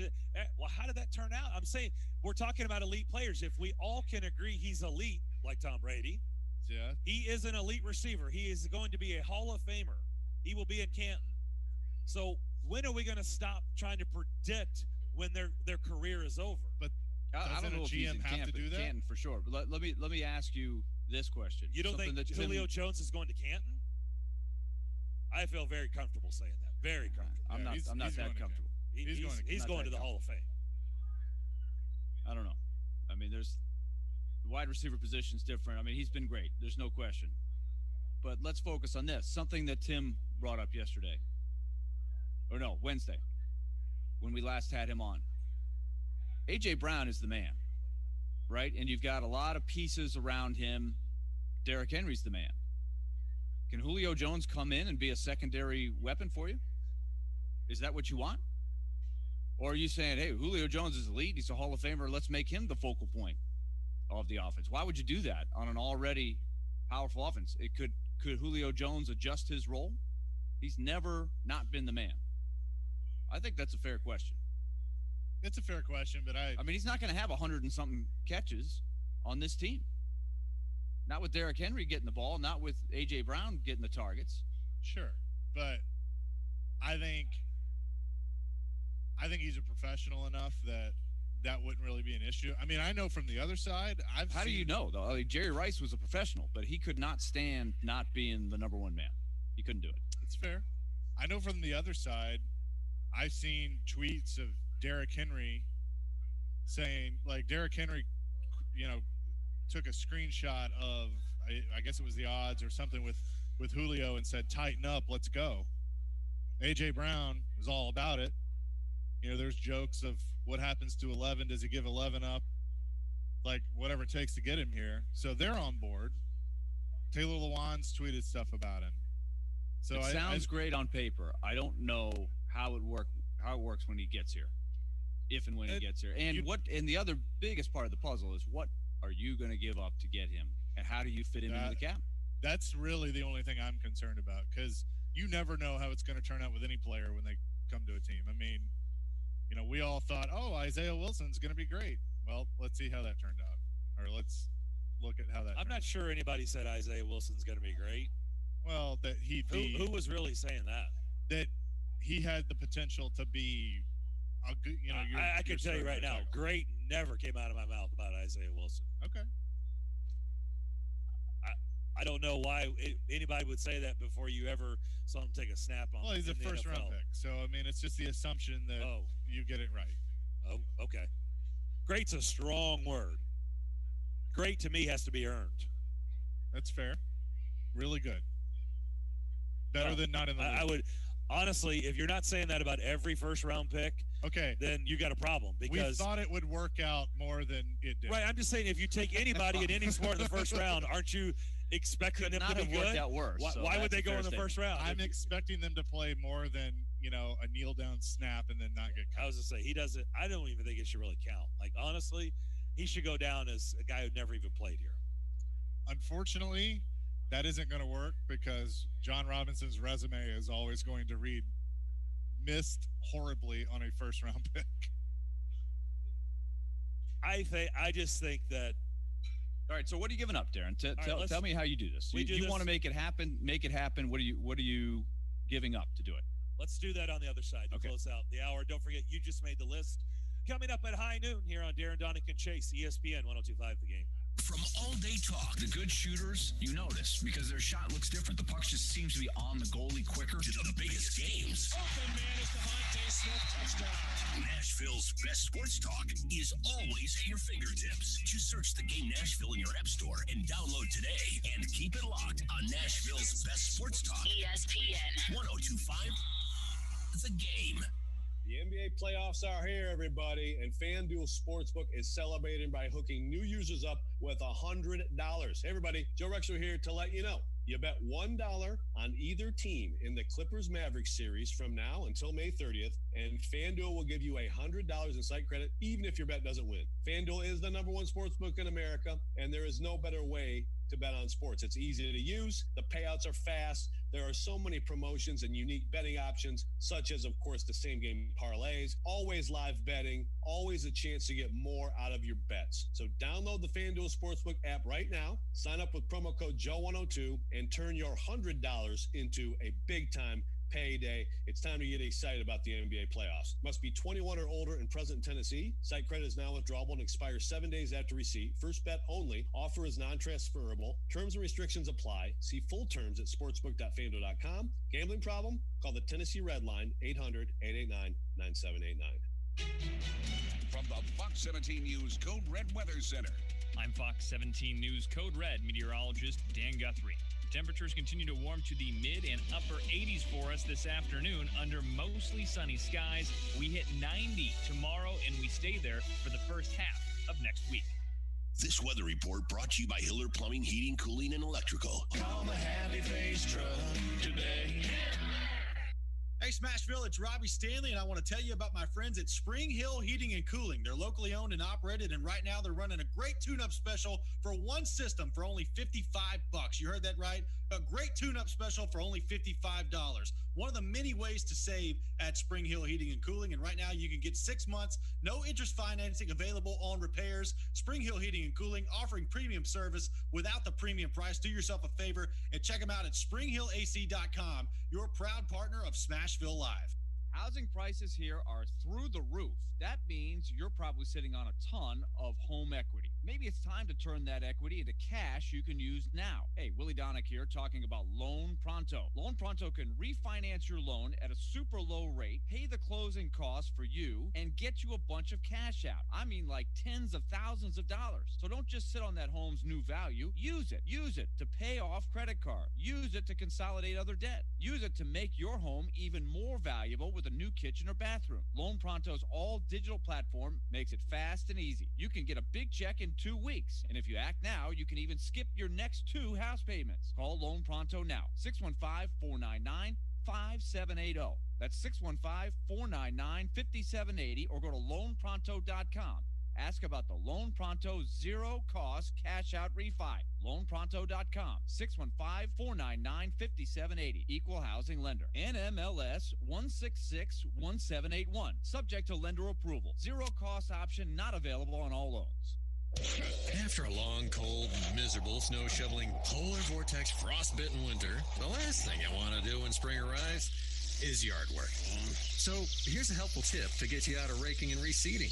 Advice on how to go golfing instead of whacking weeds and mowing the lawn. Zoom across your yard with precision and ease on a new Kubota zero-turn mower. Right now, you can get 0% financing up to 72 months on certain models. Visit Coleman Tractor, featuring Kubota's full line of Kubota lawnmowers, utility vehicles, and more. Check out the all-new Sidekick utility vehicle with best-in-class acceleration and the strength to haul half a ton or tow a full ton.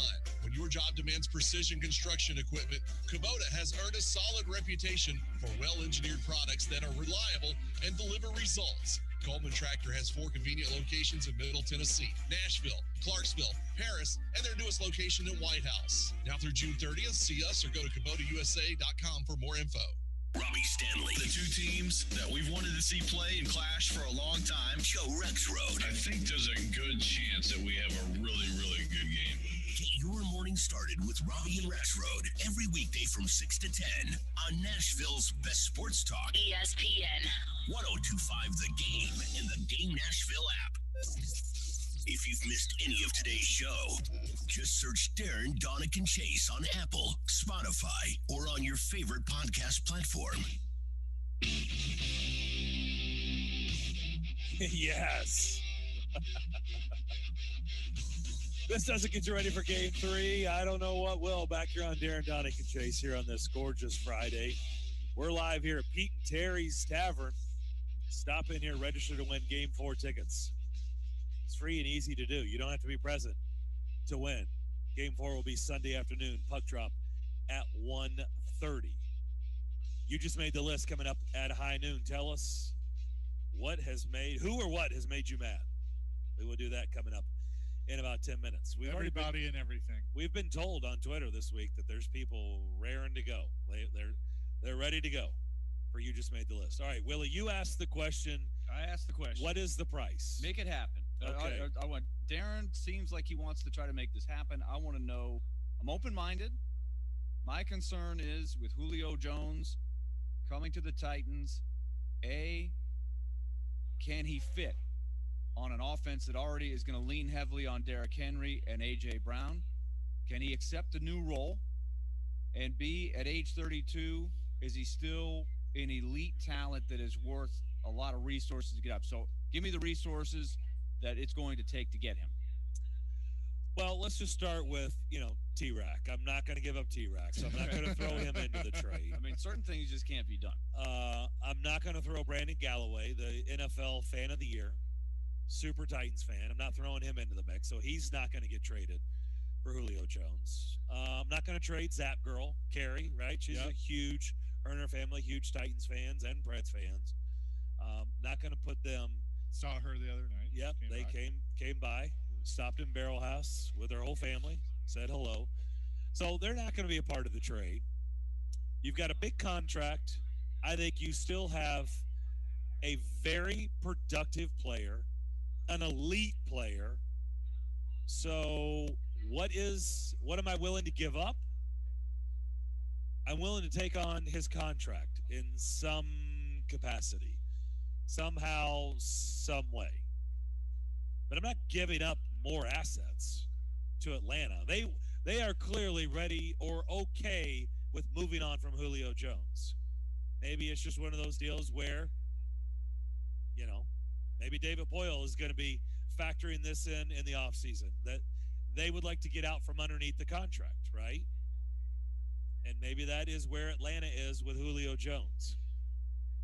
Look, the Titans are they're odds on the Titans, and people are talking about this being a realistic shot. They're at least in the mix. They're at least in the discussion. So there has to be something going on for them to appear up or at the top of the odds of acquiring Julio Jones. I mean, they're right in the mix. They're top 5 everywhere you look for a team that could acquire Julio Jones.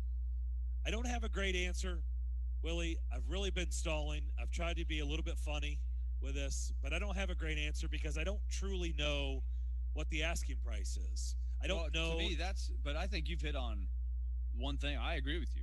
I'm going to sound like Michael Corleone in the Godfather. My offer is nothing.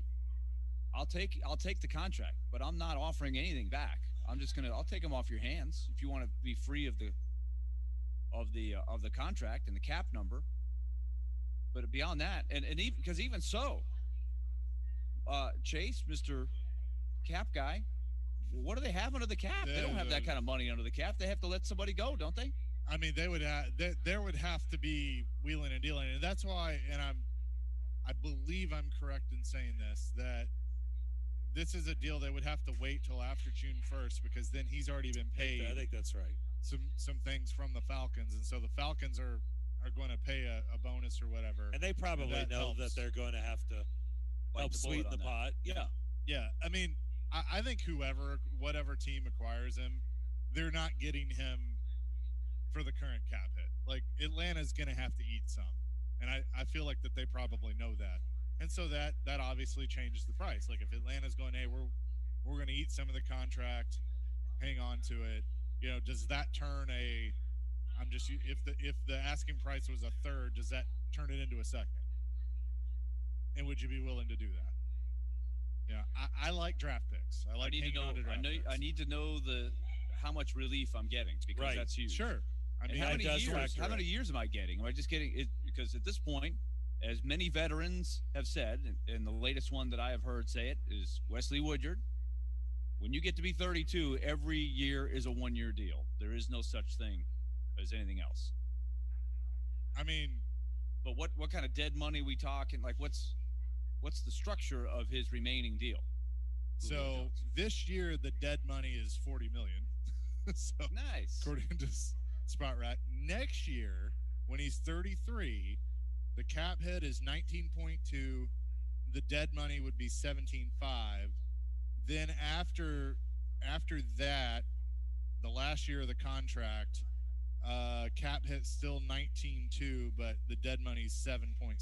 So if you trade it for him now, you essentially are committing for 2 years. You got to get 2 years to make it work. I agree. It's dangerous. That's dangerous. That's a lot of money to eat. That's more money than you ate with Clowney if it doesn't work. Yeah, but I mean, if you get the production, then it pays off. But I understand if they got there's the production with Clowney, everything would have worked. But I'm saying when you get 32, that's a lot. That's a lot of numbers you need to get back to make those numbers work with the money. I'm just entering the age. I'm 33 where stuff starts to hurt that I didn't know I had. So, that factor that in. You're going to get no shoulder to cry on in this group. I'm not crying on the shoulder. I'm just saying I'm just getting to that point. You guys, you better get used to it. Right. I knew you were going to say that. Shoulder to cry on. That just makes my shoulders feel stiff right there. All this sounds awful. Yeah, Elijah. Yeah, you start your complaining, and we'll just tell you, suck it up, Buttercup. It only gets worse. That was not complaining. That was just stating facts. That's what that was. There's no complaints here at all. I mean, I was the only one that probably could offer a shoulder right now, currently. Yeah, which, as you said earlier, you don't want me near you, so there you go. I did say that earlier. Willie, I did admit earlier, you know what? I don't miss on top of each other. I just don't. I've been used to having a nice big space, and I don't miss being cramped at all. In there. Yeah. Now we're all three of us are sitting here on top of each other, and I gotta be honest, I don't miss. Especially on quite a warm day. It is. Yeah. Actually, in here though, it feels great. It's nice in there. It feels great. I hope some people. I was hearing, man. People need to go by Pete and Terry. Oh, they've been in here all day. Come on by, grab something to eat, and put your name in the hat. You could be heading for Game 4. For the last hour, it's been pretty crowded in here. Yeah. Awesome. Yeah. Crowd right now has not been an issue at Pete and Terry's Tavern. All right, we will come back and learn who or what has made you mad. We need you to participate. We'll give you a prize for the best one, 615-737-1025. That is our phone line driven by WilsonCountyHyundai.com. We will do that to start the third hour of Darren, Daunic, and Chase. That's next. Hey, this is Philip Forsberg, and this is Smashville. Forsberg now with a new stick coming off the bench. Forsberg in front, he scores! Philip Forsberg, what a play! You're listening to the flagship of the Nashville Predators radio network, ESPN 1025 The Game. This hour of Darren, Daunic, and Chase brought to you by Train. Get a great deal this spring on a new Train heating and cooling system. At Train, they test so it runs. Visit traininfo.com to find your local dealer and learn more. It's hard to stop a train. ElectronicExpress.com. We make it happen. Do you want to have a 1K payday? Head to theGameNashville.com and enter this keyword, spend. You'll instantly qualify for $1,000 in this nationwide contest. Enter the keyword, spend, at theGameNashville.com. The 1K payday. Brought to you in part by Nashville's best sports talk, ESPN 1025 The Game and the Game Nashville app.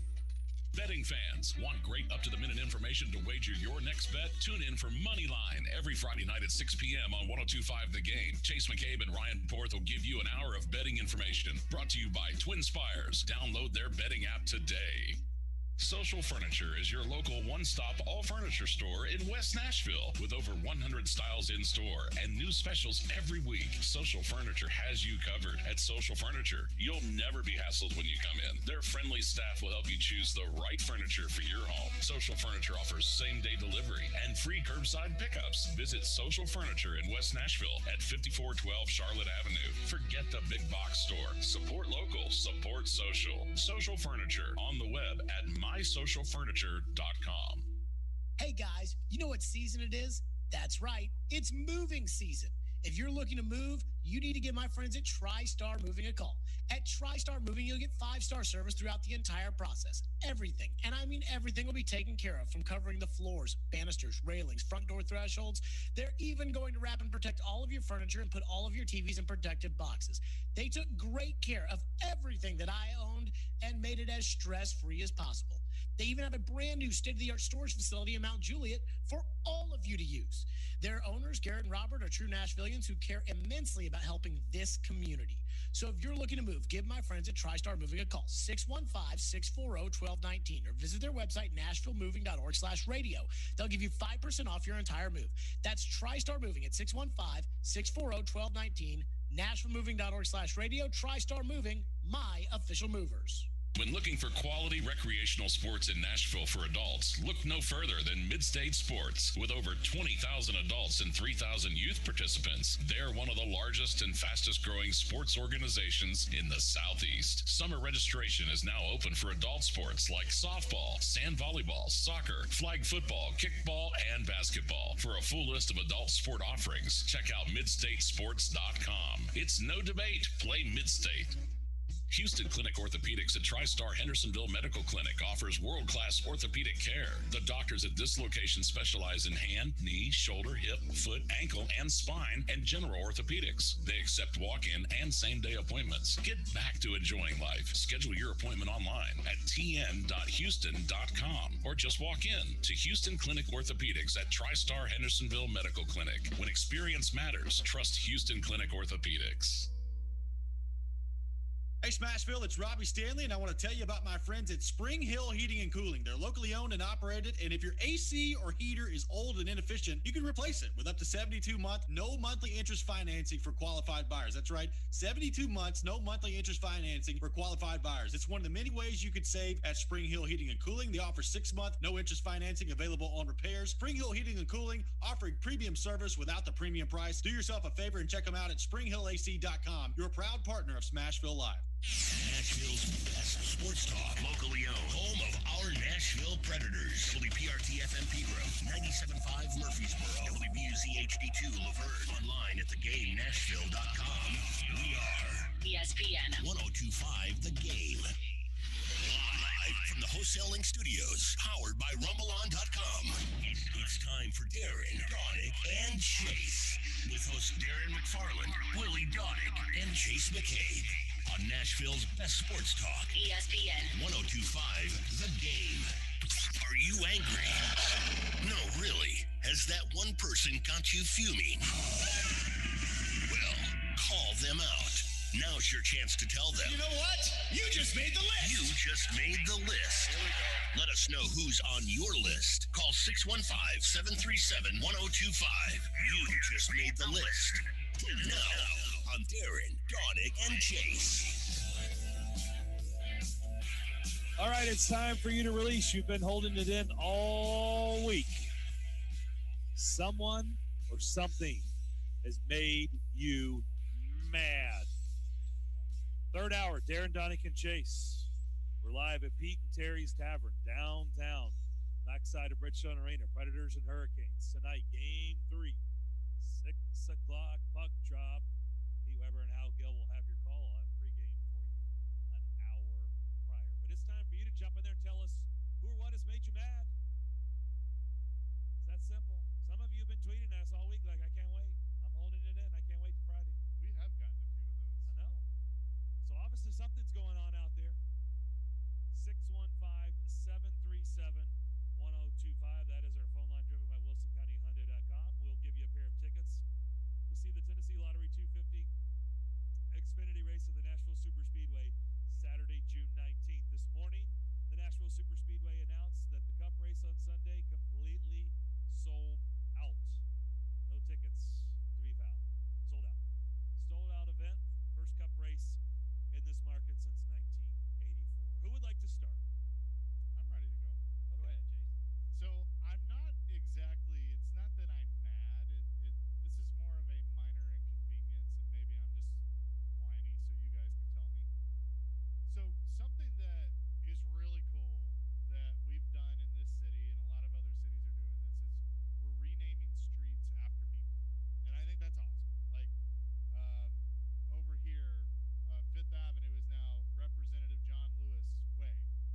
And I think that that is fantastic that we're doing that, because obviously it's more creative to honor somebody than just have a number.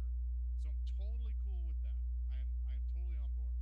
This is where I have a slight complaint, or just maybe a suggestion is the best way to put it. For people like me that are directionally challenged and awful, just straight up awful with directions, and I've lived here my whole life, and I know Fifth Avenue is Fifth Avenue, for at least the beginning of this, like Charlotte Avenue down here is now, I think, Martin Luther King. Like, it's changed. Could we maybe put formerly Fifth Avenue, so it can help people like me that are just... How long does that stay up there? What's the expiration date? Give me 6 months. 6 months? Give me 6 months. Let me get used to it. There's a lot of cities that happens. I wonder what the what's the normal procedure when you do that? I see, and that's what I want to know. So again, this is not like Hank Aaron Way. You know, there's a lot of cities that have put in and historical names to streets. So how do you do that? Like on your Waze, on your navigation system, if you type in, I got to go to, the new name or as opposed to those, do they both work? See, that's Does the the other app thing. adjust? No, because I think at times it takes a while. They're constantly updating them. Right, they are, but it's not going to happen like right away. And so that's why, like, especially if you're not from here and it says, hey, turn on Fifth Avenue, and you're going, where's Fifth Avenue? So it's, again, this is not necessarily, I'm mad. I think it's awesome that they're doing this, and other cities have done this. It's just a suggestion for new people or people like me that, even though I've lived here my whole life, I still am directionally challenged. Help me with the street name. So it took me years. Remember what was it? It used to not be 65. There was 265. There was 265. Remember? And then just one day, 265 was no longer. And it went away. It was just two merging highways. It was 40 and 65, and you had to just figure it out. Right. No, that's true. Rosa Parks used to be Metro Center Boulevard. People probably were like, what? It was, I'm going to be honest. I kind of view streets as phone numbers. You just I don't know them anymore. Got to know. Yeah, it's by sight. Right? It's all in our phone, right? All of our numbers. Like, we don't know anybody's number. We don't know anybody's number anymore. Like, I don't, I could not remember my son's phone number the other day. I know that's look at my phone to find it. We don't know anybody's number anymore. Like we used to, I used to have everybody's number memorized. That that I talked to frequently. I knew everybody's number. I don't know anybody's number. Anybody. Maybe Lauren's. That's about it. I'm not sure I could. I don't know either one of your numbers. I was gonna say, I Chase. There's no way I would know your number right now. I do not know Chase. I would not know it.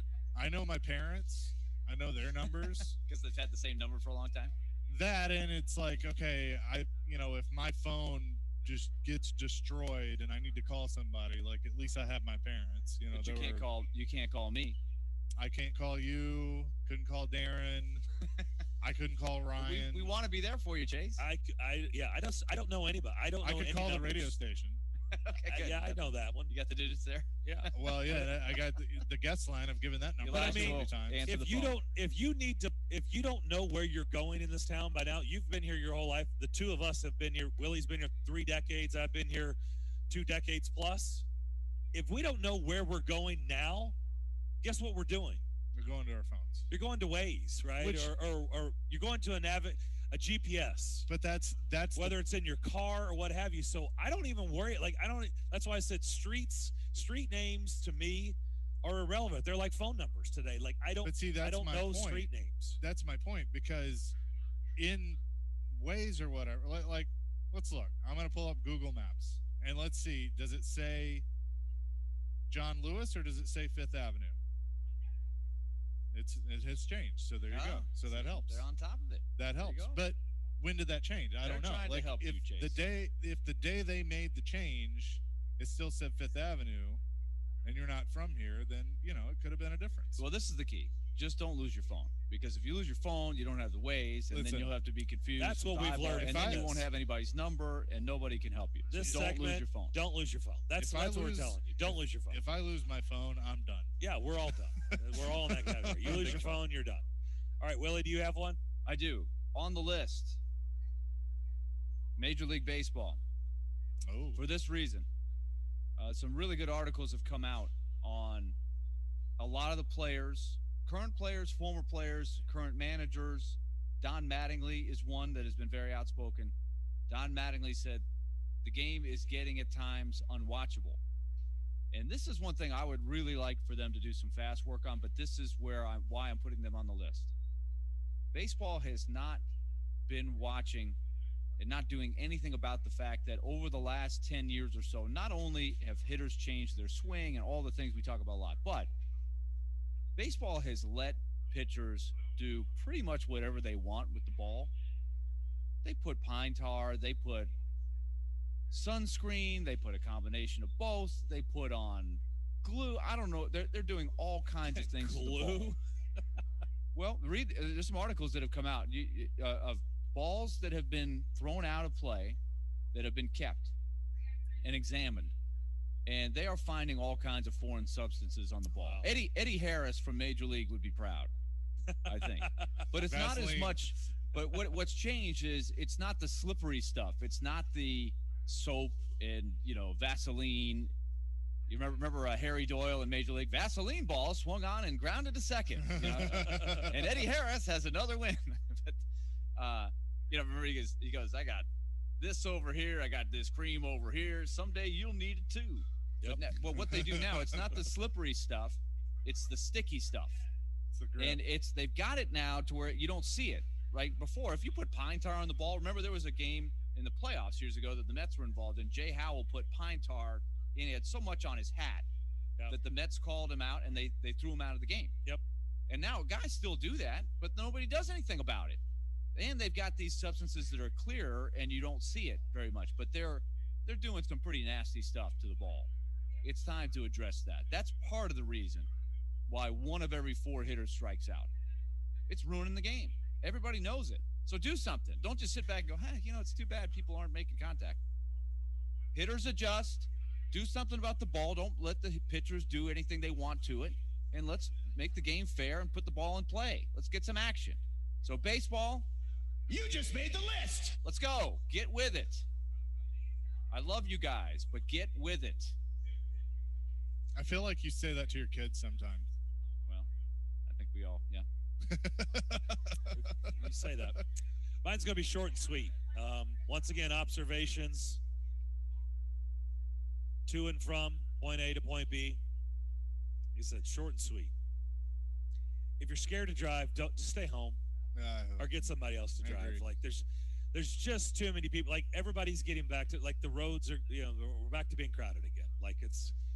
And so there's times in certain intersections, you got to be aggressive. Like you got to stick your nose out there and you got to get aggressive. Okay, you just cannot wait for the perfect opening. If you're scared to drive, don't drive. Get somebody else to drive you or figure out another way. But there's no reason for you to get behind the wheel if you're scared to death to drive. And driving really, really slow, or you're scared to turn, or you're scared to jump out in an intersection unless no one is around. If you're that scared to drive, don't. Stay home. Or have somebody else drive you. Or there's Uber, there's Lyft. There's all kinds of ways for you to get from point A to point B. If you are scared to death to drive, I'm not mad at you. That's fine. That's your prerogative. Just don't drive. That's when I get mad. Like, don't drive.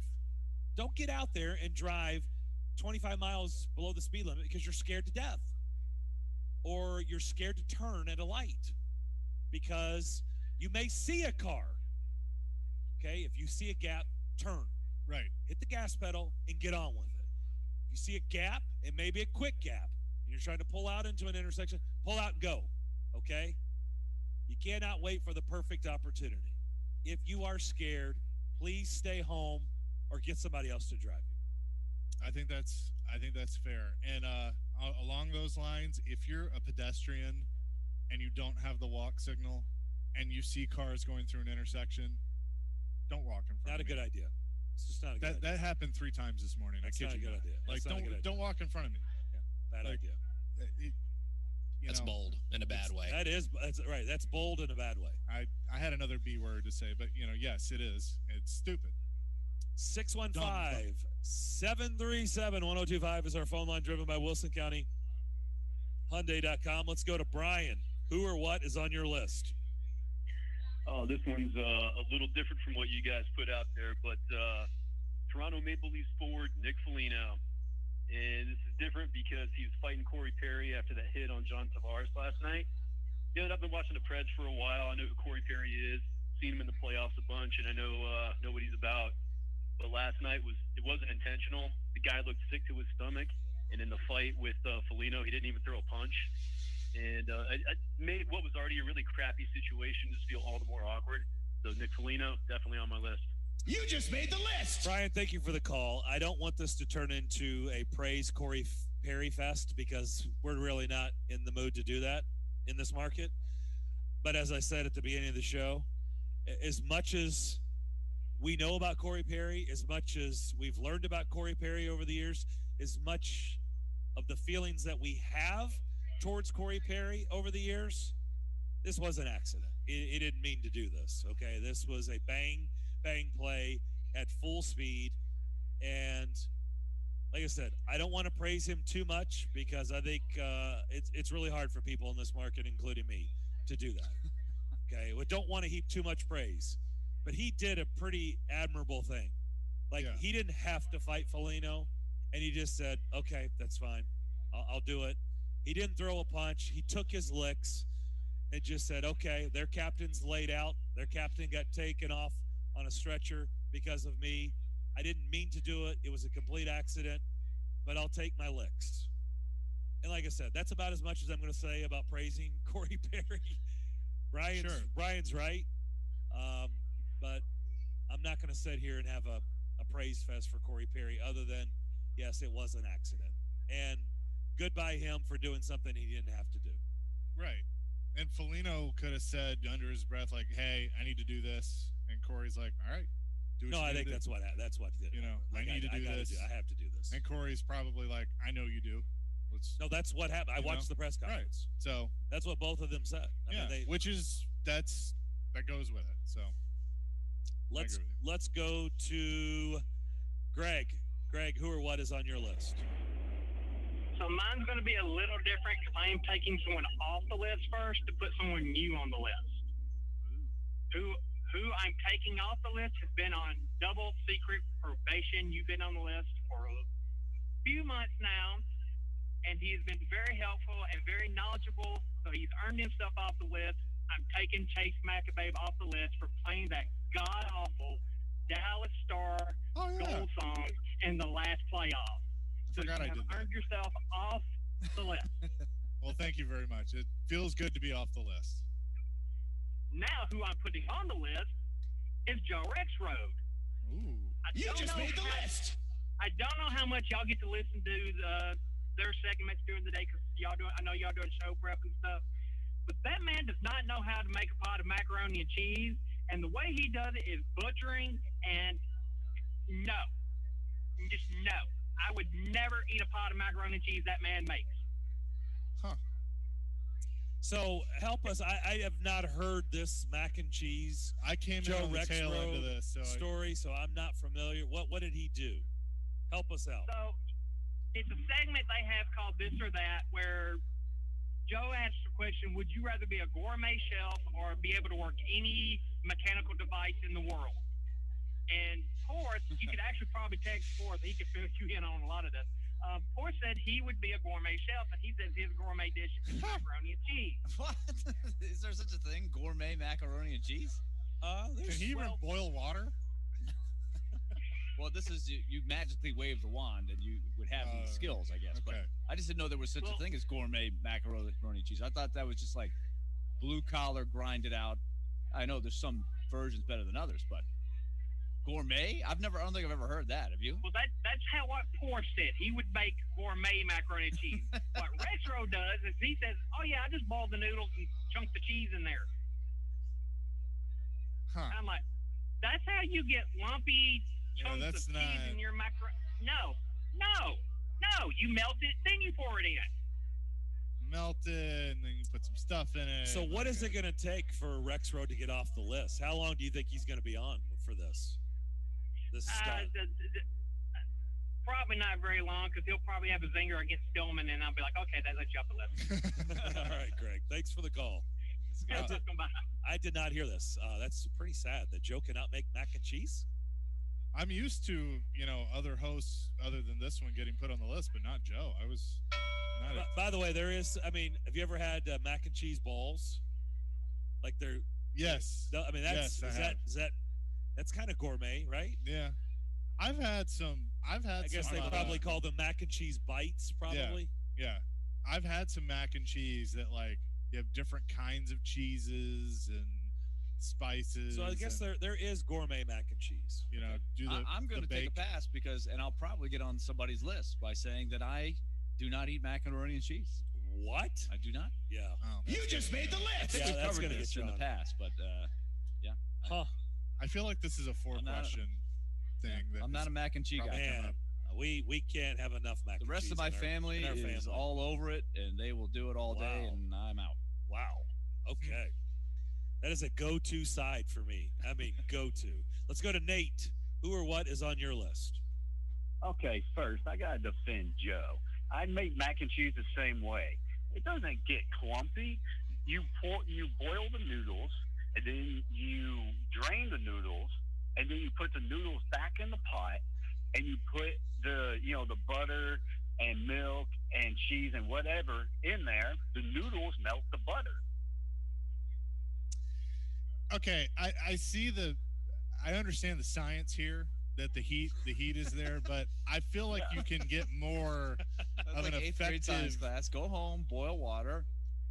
So we're saying a pot on the stove will melt things? Yes. Is that what we're saying? But I feel like it's more effective if you have the noodles over here to one side, and then you take the bowl of all your cheese, your ingredients, you mix that up, you melt that, you're going to get, and then you mix it up with the noodles. It's going to be more effective. Like when I make buttered noodles, I melt the butter first, and then I pour it on the noodles, and everything spreads out better. I also don't like dirtying so many dishes. I have to do, a full load of dishes every night. Yeah. So that's why I do that. Okay. That's a good, I personally think both are acceptable. Okay. I'm just saying. Okay. Who was on my list? This came to the final straw this week. So whoever makes the decisions for Stillman Company, you just made the list. Caroline has been here for about 2 months now. Why isn't her name and face on logos and that stuff?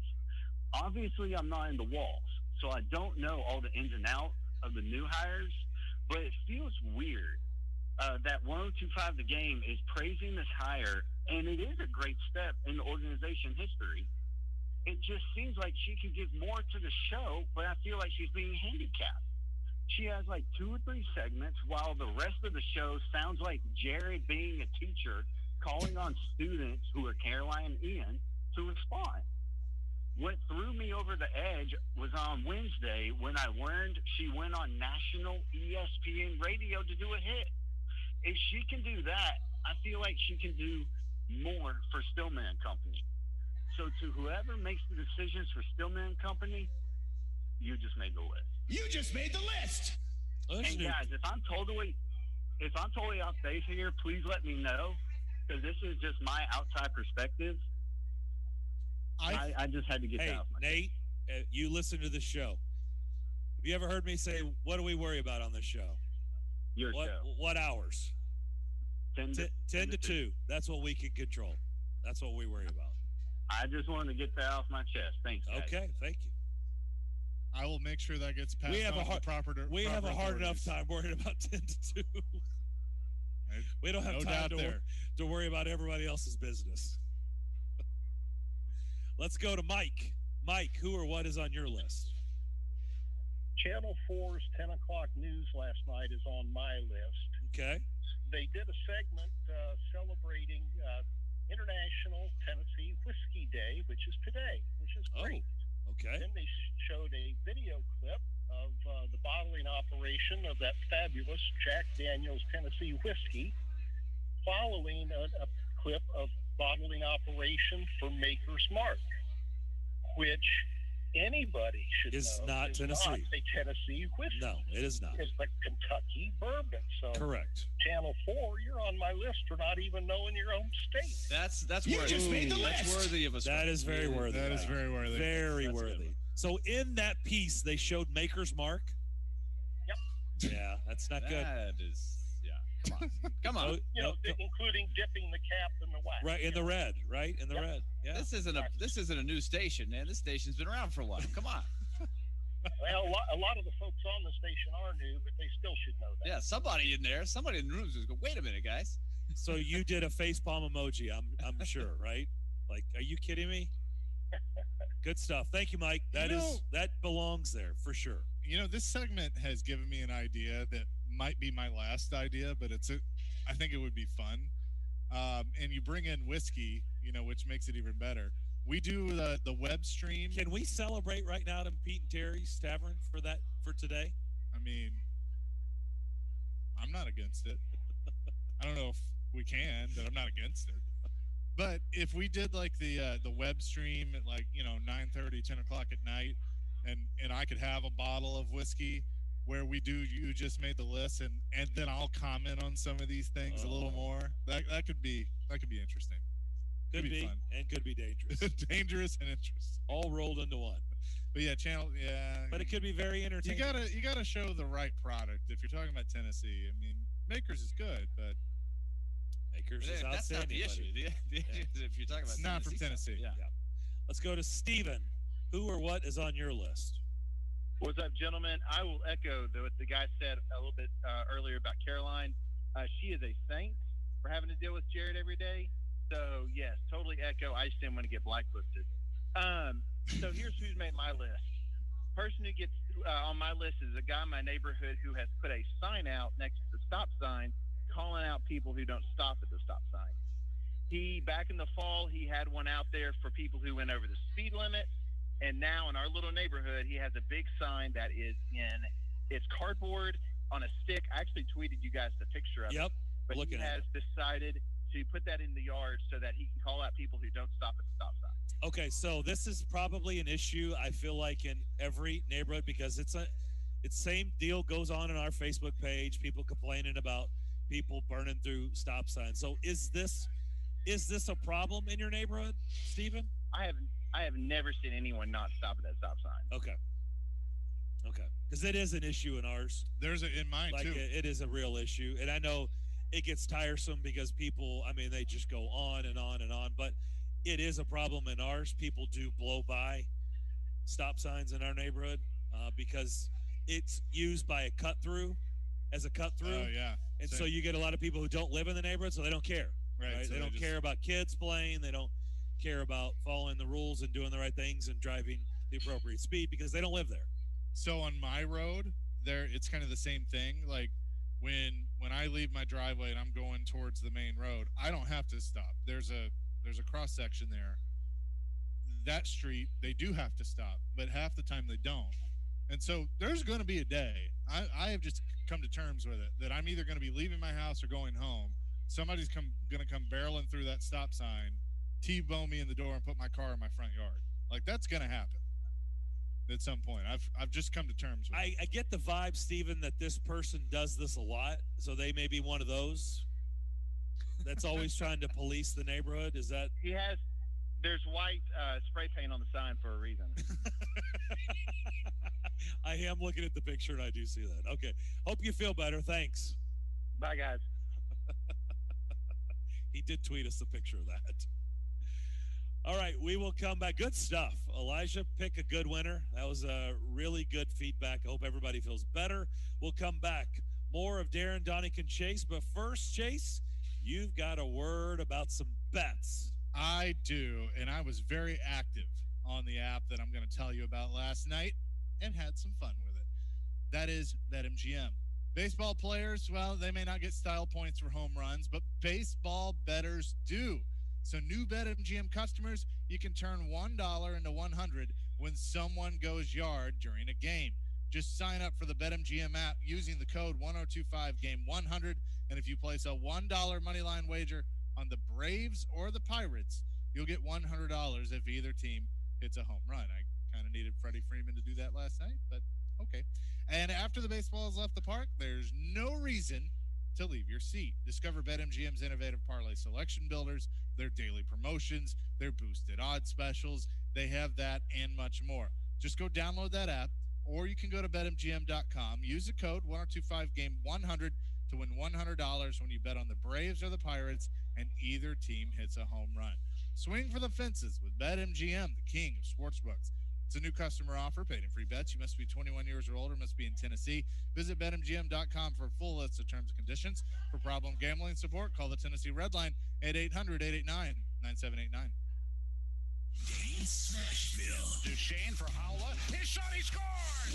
The Preds return to home ice, looking to grab a Game 3 win against the Canes. I'm excited to just get back to Bridgestone and get in front of our fans. Pre-game coverage begins at 5 on Smashville's best sports talk. ESPN 1025 The Game and the Game Nashville app.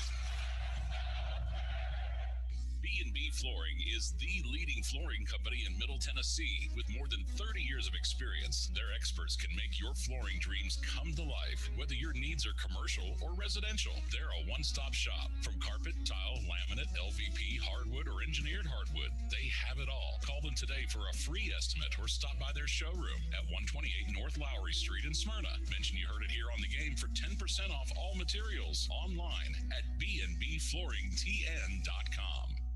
Hey there, Nashville. This is attorney Phil Georges, founder of Wolfpack Lawyers. We are a local Nashville personal injury law firm with a nationwide reputation for fighting for our clients. Whether you've been hurt in a car accident, motorcycle accident, or any accident that wasn't your fault, we've got your back. Just like the Preds are going to fight for that championship, we're going to fight for you. Now let's go, Nashville. Let's pull for our Preds. And if you need anything, visit us at wolfpacklawyers.com. Ow! Sheet Metal Workers Local 177 is looking for the next great skilled construction tradesman out there to join their apprenticeship program. If you're interested in commercial fabrication, ventilation systems, metal roofing, welding, and more, Smart Local 177 is the place for you. Get the extra training you need to excel in the career you've been waiting for. They offer great benefits, tuition-free, debt-free education, and job opportunities you can earn while you learn. Visit sheetmetal177.com or call 615-292-0587, an equal opportunity employer. Nashville Sounds Baseball is back, and you can hear every game this season on ESPN 94.9. It's been over 600 days without professional baseball in Nashville, and First Horizon Park is bringing action back to the diamond. Grab tickets today as the Sounds host Gwinnett, the AAA affiliate of the Atlanta Braves, tonight through Sunday. This marks the first all-time meeting between the Sounds and the Atlanta Braves AAA affiliate. And don't forget to stop by Third and Home, Nashville's newest sports bar, before and after every Sounds game. Visit NashvilleSounds.com for tickets, and we'll see you at the ballpark for Sounds Baseball in Hit City, where every night's a hit. Hi, I'm Matt Duchesne, and most of you know I'm a husband, father, proud Nashville Predator, and a huge music fan. But what you might not know is that I'm also a total Ford guy, and my dealership is Two Rivers Ford. I chose Two Rivers because they're honest, upfront, and easy to do business with.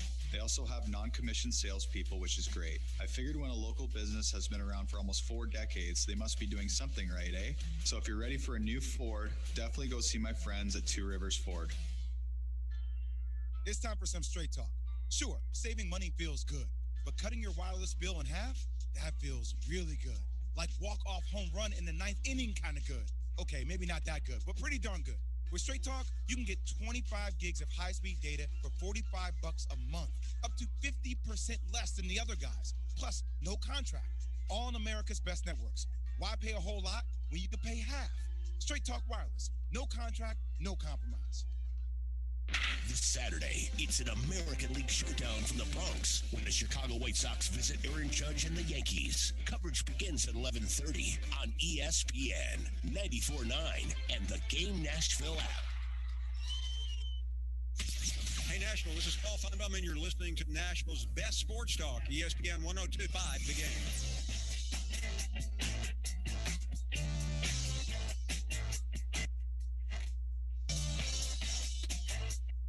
Keep those pictures coming in. Tweet at us at 1025 Game, at DMAC_1025, at Chase on Game, at Willie D 1025. Tweet at us of an event you have already purchased tickets to that's coming up down the road. We had David Kells on in the first hour talking about things opening up here at Bridgestone Arena. The schedule is starting to fill up. We want to know what you've bought tickets to. Those tickets have been coming in. We got what we saw. We saw somebody tweet or text us Indianapolis 500 tickets. Yeah. That's real cool. So we're getting a variety of stuff out there. We saw Ally 400 for the Cup race. So keep those coming in. And the best one, we've laid this in Elijah's lap. He is going to pick the winner. So for next Friday, if you're angry, if he didn't pick you, it's Elijah Campbell. That's who you need to take it out on. Or tweet at him, but he is going to pick the winner, and somebody's going to get those Xfinity tickets.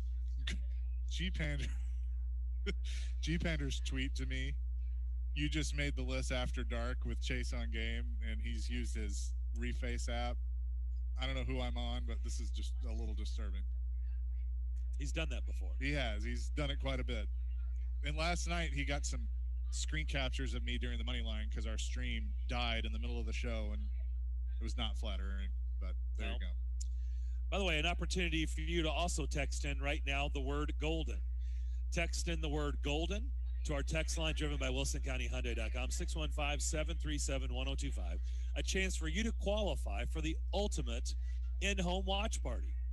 Also, one lucky fan is getting tickets to a playoff game right here at Bridgestone Arena. This is, of course, us teaming up with Dos Equis and bringing you the party to you. Remember, you must be 21 years of age or older to enter and enjoy Dos Equis responsibly. So text in that word golden. All right, let's get into game 3.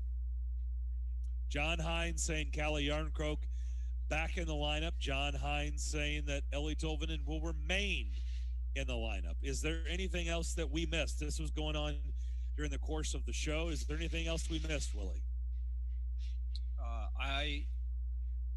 That is all that I saw in terms of what John Hines revealed. So I think I don't think you're going to see wholesale changes. There's going to be a couple little changes, just as expected before the series. A couple of tweaks, especially when you're down 0-2. I was just looking at Ellie Tolvanen's numbers. At even strength, 5-on-5 and 4-on-4. While he was on the ice, his team had 12 shot attempts and only allowed 6. So steady play in terms of being responsible defensively. Not a lot of risk, I would say, but he did not have a shot on goal, even if you had the power play time. He only had 2 shot attempts in the game. Both were blocked. That's got to change, right? So I think there's going to be a lot of eyes on what they do to try to adjust on the lack of production on the power play, right? That was the game. I think the Predators felt like head-to-head 5-on-5, they were fine, right? They defended Carolina very well. They did some very good things, probably played well enough to win in that area. But where it got away from them was when they were on the power play, and that really shouldn't happen, right? So I think that'll be something to look for tonight is what adjustments do they make to try to relieve some of the pressure, get up the ice better, get set up, and then use Eli Tolvanen to your advantage. He's the best weapon they have on the power in terms of a shooter, right? He's a game changer with that shot. How do you get him in position to get the shot? So you and I are on the same page, I think. So you're saying that you think it's the same personnel, just maybe in different spots outside of Cali being back in. More or less, yeah. Yeah, that's kind of what I feel. That somebody comes out for Cali, but virtually it's going to be pretty much the same. But it goes back to the conversation we had earlier. I mean, it's okay. You've obviously taken steps from game 1 to game 2, where you're getting more looks, you're getting a little more pressure, you're holding on to the possession, even though they're still collapsing around you, they're still pressuring whenever you have the puck. But now it's as simple as you got to figure out how to put the puck in the back of the net. That's got to be the next step. So there's a lot of things you can do, right, to try to counteract what Carolina's doing, right? Carolina, there's not a whole lot they need to change, right? I think that's the word from their locker room is, they're going to check on Jacob Slavin. He didn't skate this morning, and he's very iffy for tonight. But other than that, they're rolling out the same group, right? They don't need to adjust. They play one way, and it works for them. It's up to the other team to figure it out. It's kind of like the UCLA under John Wooden, right? Why worry about the other team? We just do what we need to do. We're good enough. We're going to win. So I think that's their formula. So the question is, how do you change the looks? How do you get in position? Do you use different guys in different places, right? There's, we know that the group of 5, Forsberg, Johansson, Tolvanen, Yossi, Granlund, that was their best stretch of power play throughout the entire season, right? They got on a roll, and that was the only really time in the entire 56-game season that the power play was a force, and it was important because it helped them get back in the race, right? It became a weapon for them. But it didn't look very good the other night, right? So what do? Do you move some of the guys in different spots? Do you shuffle the deck a little bit and who goes out there? Unit 1, Unit 2, we saw some of that, I think, in game 2. So that'll just be something to look for. So if Tolvanen stays in, Calle Yarncroke is back. Still somebody's got to come out. We were talking about this earlier. Both of us feel like probably the likely candidate would be Brad Richardson. Right? I mean, that's what it feels like. The D pairings, we didn't feel like really, I mean, there was anything to address there. I liked Yossi and Carrier together, and I liked Coleman Ellis. So, Benning and Branson, is it, They're all right. But, I mean, I think I was surprised Benning wasn't in there for game 1. But I really liked, Yossi and Carrier. I thought Carrier did a nice job considering he's, a rookie and that was only his second playoff game. I thought he did a nice job skating alongside the captain. So I don't see any changes with the defensive pairings. Doesn't feel that way.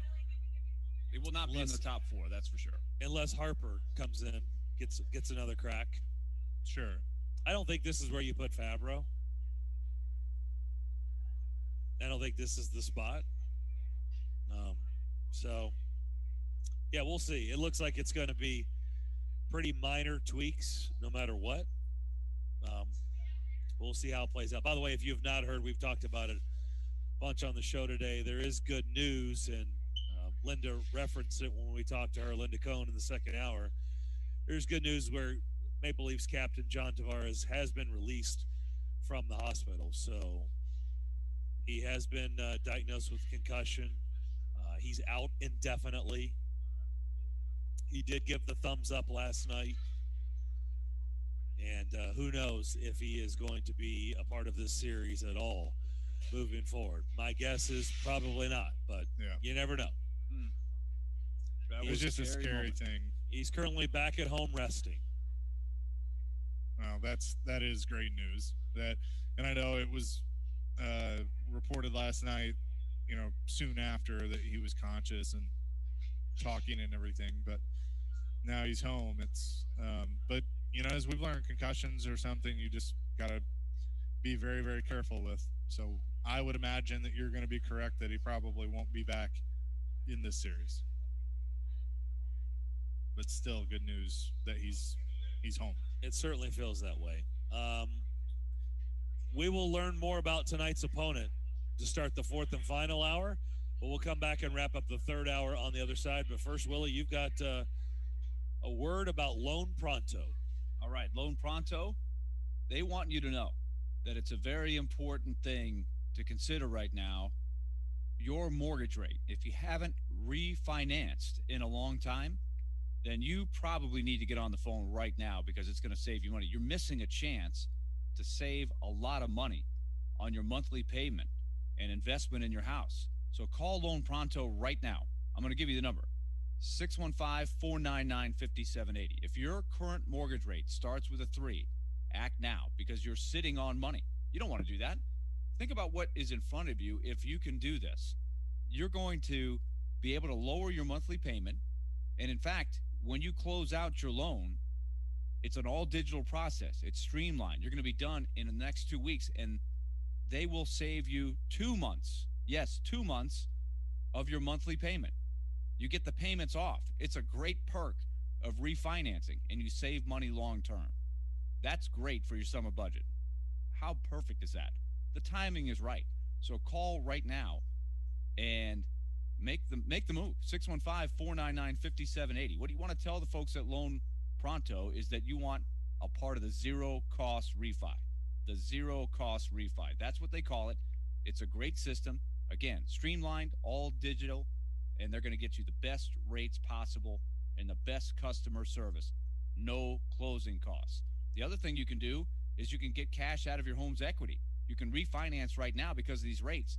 Get $30,000, $50,000, $80,000 or more out of your equity, and home values are way up. You can reinvest in your house and make it even more valuable, or use that cash to pay off some of your debts, whether it be credit cards or something else. It's a great idea. Loan Pronto. Call now about the zero-cost refi. 615-499-5780 or loanpronto.com. Equal housing lender. NMLS 1661781. Subject to lender approval. Not all loans eligible for zero costs. From working at home, and at some point you're going to have to draft some new blood onto the offensive line, to working on that honey-do list. It all kind of comes back together of everybody wanting to make the moves for the respective GMs. Nashville's best sports talk is always at your fingertips. Just search The Game Nashville in your app store and download it today. And keep it locked on Nashville's best sports talk. ESPN 102.5 The Game. From the Fox 17 News Code Red Weather Center. I'm Fox 17 News Code Red meteorologist Jan Guthrie. As we hit the weekend, temperatures will be warming to the 90s. We stay there through the first half of next week. Storms not back until midweek next week. This weather report brought to you by Hiller Plumbing, Heating, Cooling, and Electrical. Call the Happy Face Truck today. It's a seller's market, so why aren't more people selling? You could sell your Nashville home and make a fortune. But are you waiting because you can't find a home to buy? The Gary Ashton team has a solution. Don't sell without the intel. Today you need a world-class team who can also get you into your next home. Over 200,000 people go to GaryAshton.com every month, so no other team has better Nashville property intel, including our off-market properties. It's the secret weapon that's helping us win the buyer battle, which gives you the confidence to sell today and get top dollar for your home.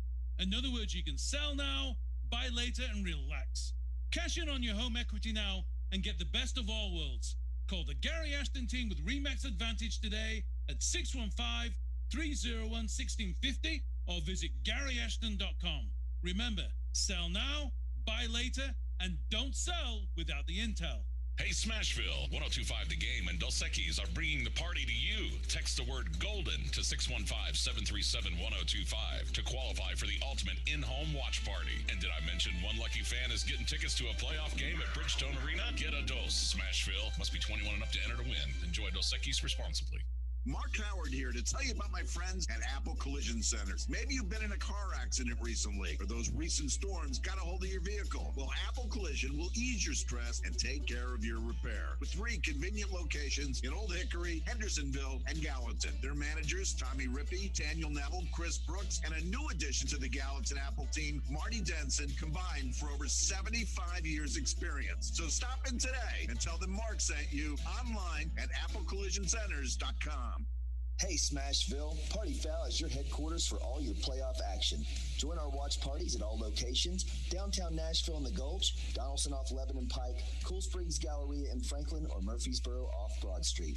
Party Foul has your Nashville hot chicken, local brews, boozy slushies, and wall-to-wall TVs. Swing on by, y'all, and let's go Preds. Hey, it's Turron Davenport. You ever had to sit and wait for 2 hours or longer to get new tires put on your car? Well, you don't have to do that anymore. Call my friends at Freedom Tire Guys. They're Nashville's premier mobile tire company that does it all. New tires, balance, rotation, everything. And they come to you. Your work, your job, your house, you name the spot. Head online to freedomtireguys.com, fill out their tire calculator, pick your new tires, and schedule your service date. It's that easy. If you don't see something you like, give them a call and they'll find it for you. Check them out today at freedomtireguys.com. Jared Stillman. I wonder if second round might be where they address the starting tight end position. And company. I think he's someone that gives you that ability to not be so predictable. Tune in Stillman and Company for your drive home. Weekday afternoons from 2 to 6 on Nashville's best sports talk. ESPN 102.5 The Game and the Game Nashville app. Interact with Darren, Daunic, and Chase. Call or text the show at 615-737-1025. Driven by WilsonCountyHyundai.com. You can join us, ESPN 102.5 The Game, this Sunday. Our official Preds Hurricanes watch party at the Dogwood. Excuse me. I said Dagwood. Shout out to Dagwood. Dagwood. A Nashville institution. Maybe Dagwood will be at the Dogwood at 1907 Division Street in Midtown. Party kicks off at 11 a.m. with Ryan Porth and Caroline Fenton broadcasting live, leading you up to pregame from the arena. That's right. I'll have pregame starting at 12:30. Puck drops at 1:30. Keep that in mind. The fun will roll all game long.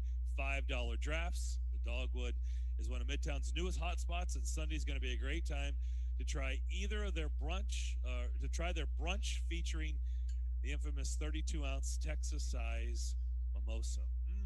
That sounds good. Dogwood in Midtown. Keep that in mind for Game 4 on Sunday. Remember, you can still pop in here, as people have been doing the entire time we've been here. Been great crowds here at Pete and Terry's Tavern. We've got the box, the registration box, sitting there on a table with some other swag. All you have to do is fill out the info. You don't have to be present to win, but somebody, before we're done at 2 o'clock today, is going to win tickets to Game 4 on Sunday here at Bridgestone Arena. So keep that in mind if you plan on having lunch or a drink here at Pete and Terry's Tavern. We've got the registration box out for you.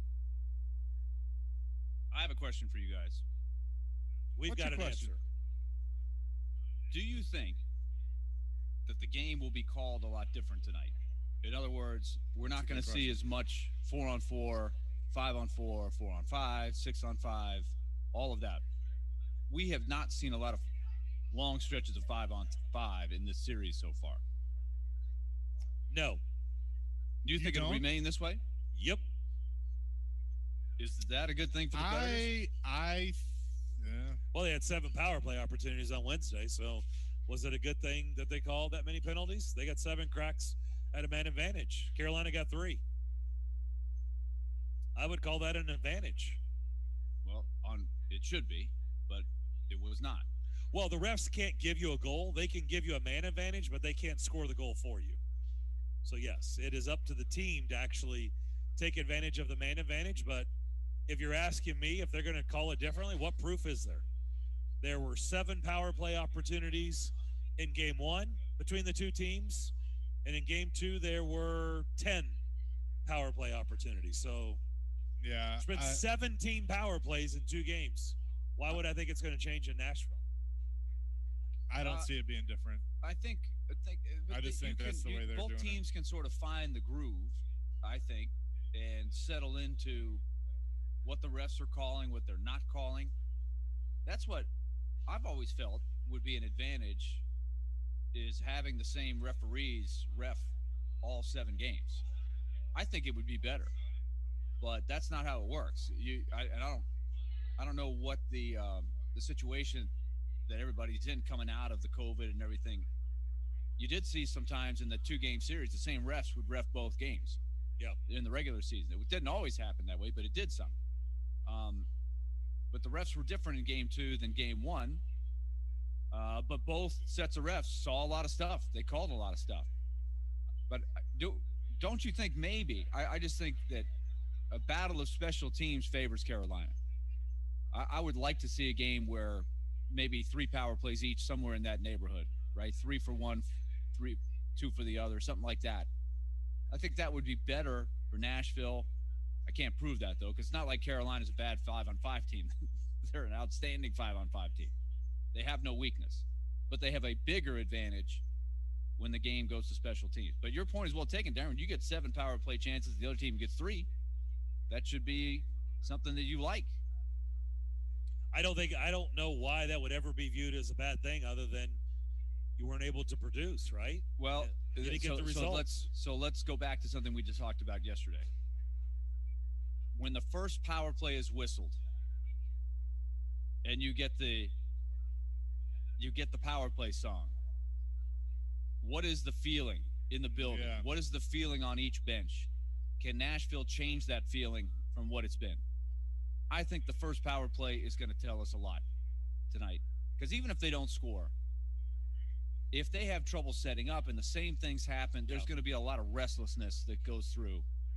Obviously, human nature on that bench, but also in the fans. The fans have been watching the 2 games, right? They're going to be like, oh, come on, let's go, guys. I think I think that's a very good point. There's going to be nervous energy, but I think there's going to be energy. Now, if you use that energy to your advantage, right? Just one great shot could change everything. If you go 0 for 3, then that energy is going to go away when you come on the power play. You're just going to hear the fans go, you're going to see fans doing this, decline. If you're watching on the, you're going to see that. But there's different kinds of 0 for 3s, right? There can be an 0 for 3 where you have pressure, you have shots, and the crowd's, the power play ends and the next group comes out and they might score, right? That's where you can gain momentum even if you don't score. But there's 0 for 3s where the other team grabs the momentum. That's what's been happening. There was an 0 for 7. That the other team grabs the momentum. Let me tell you, their first power play opportunity, if they score a power play goal, the roof is going to blow off. No question. No question. They will use that. They'll be off and running. Let's just say that. Like, it's going to be electric. But, yeah, it's a great question. Because if the woes continue, you will hear moaning and groaning. There's no doubt about it. So we'll see if they can change that narrative. By the way, let me pass this along before we're going to start the 4th and final hour with Trip Tracy, Hurricanes analyst. I just saw this on Twitter. This is really cool. I don't know if you guys have seen this or not. TSU, Tennessee State University, is exploring the possibility of becoming the first HBCU school to have a men's and women's hockey program. That's awesome. Like, how cool would that be if that happens? I guess they're partnering up with the NHL and the Predators and the college hockey to look into this. So they are exploring possibly having men's and women's hockey. I think that is awesome. That would be really cool if they're able to do that. Really, really cool. Thought I'd just pass that along. All right, we'll come back, start the final hour with Trip Tracy, Hurricanes analyst. We'll do that, learn a little bit more about this team through 2 games and what to expect in Game 3 tonight. We do that next on Darren, Daunic, and Chase, ESPN 102.5 The Game. Tonight. And the puck is slipped into the net by Matt Duchene. The Nashville Predators return to Bridgestone Arena for Game 3 of Round 1 against the Carolina Hurricanes. Pre-game at 5.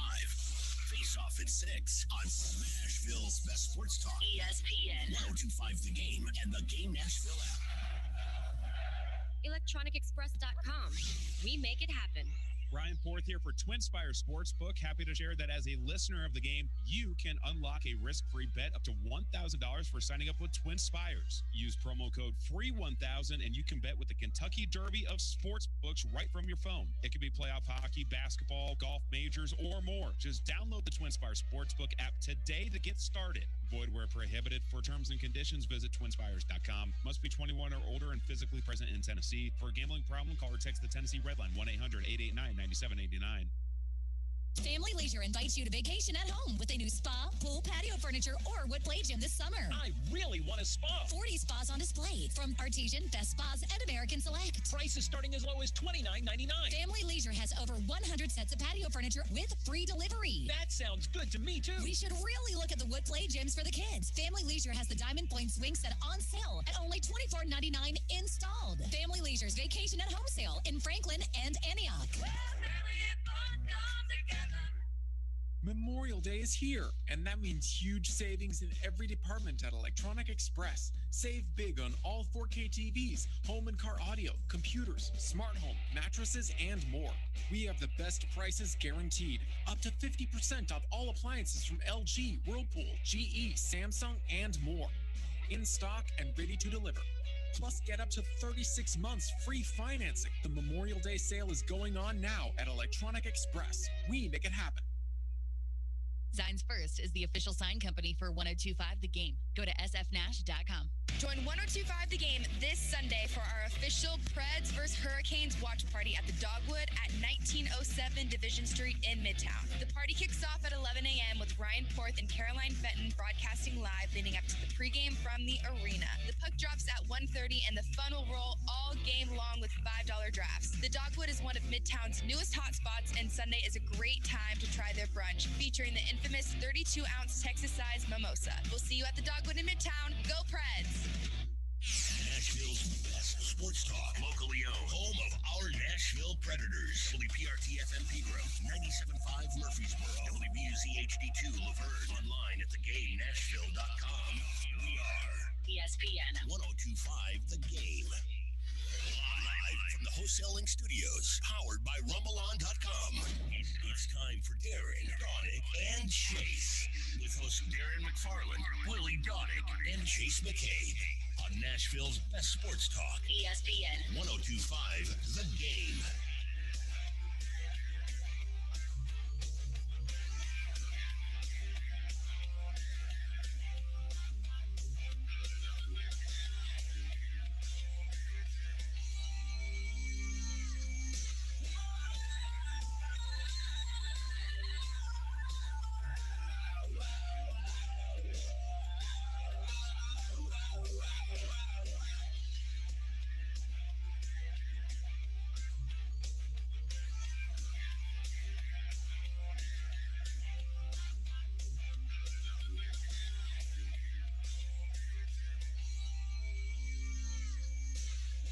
Number 4 of Darren, Daunic, and Chase. Willie Daunic, Chase McCabe, Darren McFarland here with you. Darren and Chase already in Smashville. They are at Pete and Terry's Tavern, adjacent, connected to Bridgestone Arena. Game 3 coming up tonight, 6 o'clock start. Darren will start the pregame show on the radio side at 5 o'clock. Chase will be all around the building as he always is, contributing to the broadcast. And we cannot wait to get this thing started. Nashville against Carolina, down 2-0. We are ready. Guys, I hope you are ready for what we're about to experience here. We're really excited to have Trip Tracy with us from Bally Sports. And he is a guy that I've had a chance to get to know over the last few years. He does a tremendous job as the analyst for the Carolina Hurricanes, one of the great characters out there. And we've been interacting a lot. Our broadcast teams have been mixing. We're, of course, both part of the Bally family. And so in between days, there's been a combination of the broadcasters doing some online stuff that has been really entertaining. Trip, thanks a lot for joining us today. Yeah, he and Mace together are hilarious. Yes. What's up, guys? Willie, it's good to hear your voice and great to be with you guys. Willie had me at Hello a couple of years ago over a beer or two with Mace at our Fox meetings at the time and overlooking the Pacific Ocean. and it's been a wonderful relationship ever since. So you had me at hello. All right. Well, Tripp, it's been interesting to watch these two teams go head to head. I think it was pretty clear what each team wanted to do coming in. Carolina is able to hold serve in both games. Give us your view. You've been watching them play this game all year long. They're so consistent at what they bring to the table with the skating up and down, the identity that they have. It's hard to break that. How close to full throttle do you think they've been, or do you think they even have another gear? I thought, Willie, in game one, they were pretty darn close to full throttle.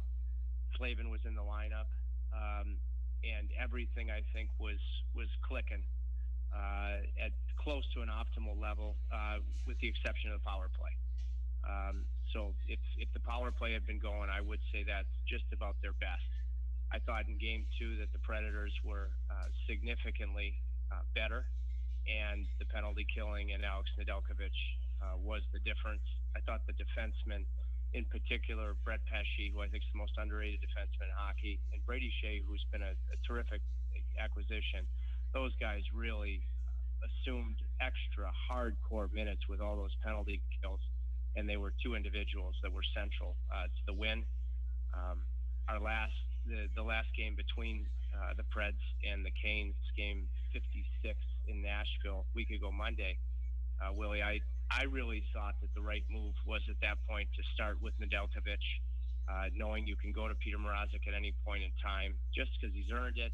And he and Peter in particular, Reimer's won the two games that they did win in Nashville, but they have that self-belief, that alpha to them that, makes them think that they can do their part and match a Vezina candidate in UC Saros and be able to win both games. And we all know that Nedeljkovic so far has become quite a story, and it's not that part of it's not altogether surprising to me.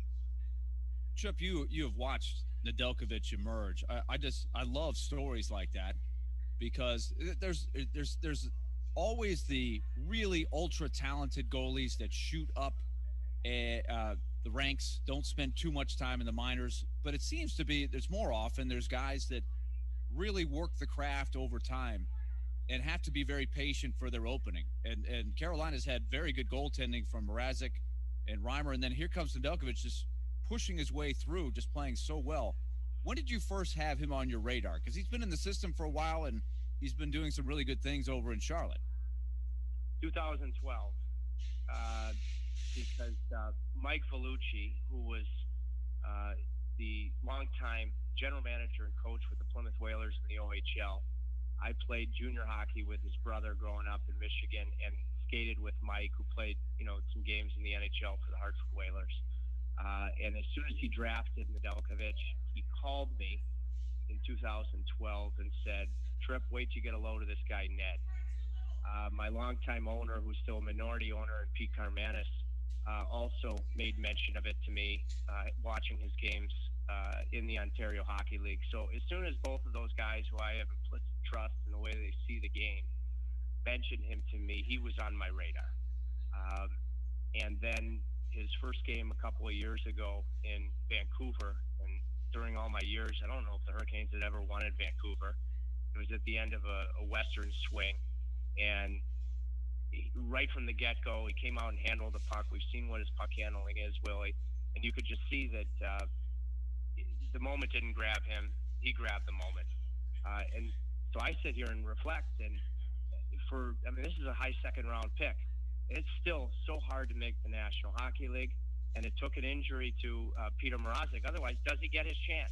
Yeah. And when you really think about it, the story that's unfolded since then, and it's a limited window for guys that have that type of storyline. It's not like you get 3 or 4 or 5 kicks at the can as you would if you were a goaltender that was a high pick in the first round. He had to grab it, and he has. But he was on my radar in 2012. And in the big picture, it's such a great story for, with the evolution and the progression that teams want those 6'4", 6'5" goaltenders, that you have a smaller guy in Nedeljkovic and an even smaller guy in UC Saros that are flourishing in the National Hockey League. That's a terrific state of the union. in terms of how teams start to try to locate, draft, develop, give chances to in that all-important position. I love the story you told, and maybe you have a little more time on radio as opposed to a really short segment you did for our pregame show. But tell our fans, our listeners, your interesting connection with Roman Josi. Well, this has got to be 5 years ago. I was playing. I'm from Michigan, and I go there in the off season, and I was playing golf and a member guest, and I was playing with a dear friend of mine. His name's Drew Ottaway, and we're walking up 18, having a couple of beers, and I was sort of feeling good about myself because I hit a good drive. And Drew said to me, "Yeah, Tripp, Ellie, that's his daughter. Ellie's dating a guy on the Nashville Predators." I said, "Oh, all right. Maybe he's a fourth line guy, that type of thing." And I said, I'm still feeling good about my drive, walking up to it. I said, "Drewsy," that's what I call him. I said, "Who is it?" And he goes, "Roman Josi." I said, "No way." Anyways, so that's when I first heard about that Ellie was dating Roman. And Ellie's, she's from my hometown. Her mom's my dentist, who is since she's spending the majority of my time, Paula Ottaway, in Nashville. And unfortunately, we're on hold. All of us are on hold right now because Yost told me before that 56th game, he said he sent me what he called the first voice note, and you could hear Ellie in the background. What are you doing? It's a voice note. I'm doing it for Tripper. But he also said, "Don't you think it's probably a good idea if we don't talk till the end of the series because it's going to be a war?" And the one other thing, because I have a little bit more time on radio, is Ellie and Roman, they really had two weddings. They had the wedding down in Nashville, and then they went on a beautiful safari in Africa. And then they had another reception get-together at our golf club at home. And the day of the wedding, Drew, so Roman's father-in-law, and I played with Roman and one of our other friends. And Roman and I had a set. He's still developing his golf game, so it's not Norris Trophy caliber. Okay. And so, but he got ahead of me. And then we get to 18. I loaded up. I probably not only doubled down, I probably doubled down +1. And he Judge Schmaltz one into the trees. And I mean, it is simply jail over there. And I piped one down the middle of the fairway, and I am assuming at this point, he's making bogey at best. It's a par 4. It's actually the hole where Arnold Palmer won his first U.S. Amateur. And Yost, this is what I really observed that day. We had a ball, but I never recognized calling his games what a supreme competitor he is. And he hit a shot from about 195 yards through the trees to about 3 feet. It was a kick-in birdie. And, of course, then I couldn't handle the pressure being in position A with my drive, and I'm the one that made the bogey. So that was Yost handed it to me. So that's really where it all began. And Ellie and Roman are the type of people that, even with all the success, being the captain of an NHL franchise, bleeding Nashville colors in every sense, he will never, whether it's a long-term contract, all of the accolades, he will never change the salt of the earth person that he is. Very good stuff. We're talking to Tripp Tracy. He's an analyst for the Hurricanes as Game 3 is tonight. And Tripp, you talk about your team. Sebastian Aho's name is probably one of the first to come up, but somebody that I have been impressed with for many years, going back to his time in Pittsburgh and, of course, now in Carolina, is Jordan Staal. We've seen the impact that he's made through 2 games, but you're in normal times around the team more and know him as a person. His leadership, though, just you see that on and off the ice time and time again. How big has he been for Carolina, not only in this series, but just his time overall there? Very similar personality to Roman from the humility standpoint. And Jordan's a guy I can still vividly remember when his oldest brother, Eric, broke in as a Hurricane. And we developed a close relationship. And so I've really, become very close with the Stahl family over the years. And so I remember being at his wedding, right in the middle of the reception. You have Sidney Crosby and Aaron Company, and that's when he got traded to Carolina, right in the middle of the wedding reception in Thunder Bay, Ontario. That was classic. But prior to that, against the Carolina Hurricanes in the 2009 conference finals, I mean, he was a beast.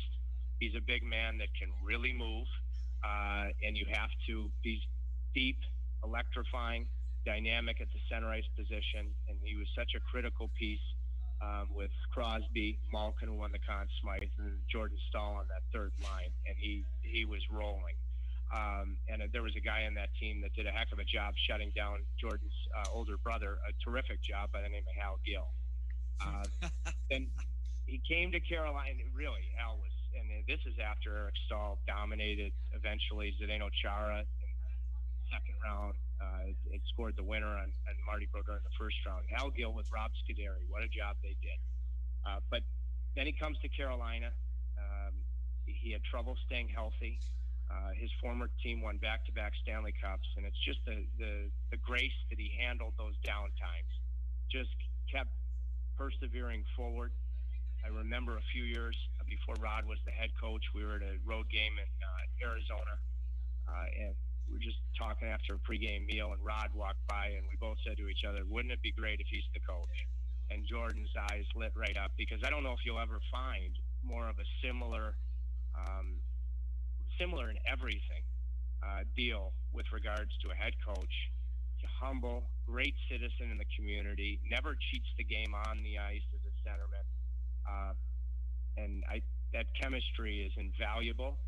And Jordan seems to me to be, in terms of his personality, he's grown into being very comfortable as a leader. He's a leadership in action, not a vocal type of guy. Sounds a lot like Roman again. But the physical thing that I've noticed this year is he's gotten that speed back that I don't think he's had the last several years that he had when I noticed him as a teenager, first with the Pittsburgh Penguins and then being part of that Stanley Cup champion. He's dedicated himself to this high-velocity training built on explosion to try to improve your speed. And I think that particular work in the offseason is translated in spades. And the last thing I'll say about Jordan Stahl is when you have a top player that plays the game the right way, then guys that may or may not play the right way, they have to buy in. And that is his impact that is felt throughout the entire lineup. It's a big part of the complete nature of a star player in Sebastian Aho. And I'm just thrilled for him that with all of his brother's success, his brother set up a beautiful goal in Montreal's win last night, that Jordan Stahl, the Caniac Nation, the Hurricanes fan base, has complete gratitude for his contribution as the captain, and it took a while to get there. Well, and you mentioned the head coach and Rod Brind'Amour. I asked Hal Gill, who played against him, and immediately referred to him as Rod the Bod.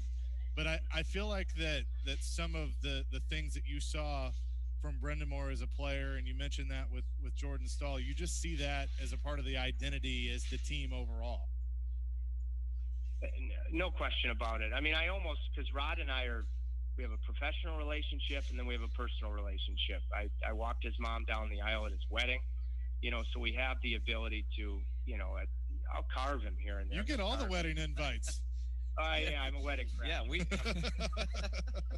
and Tripp is an asset at these social gatherings, I can tell you. He already referenced Terranea, California.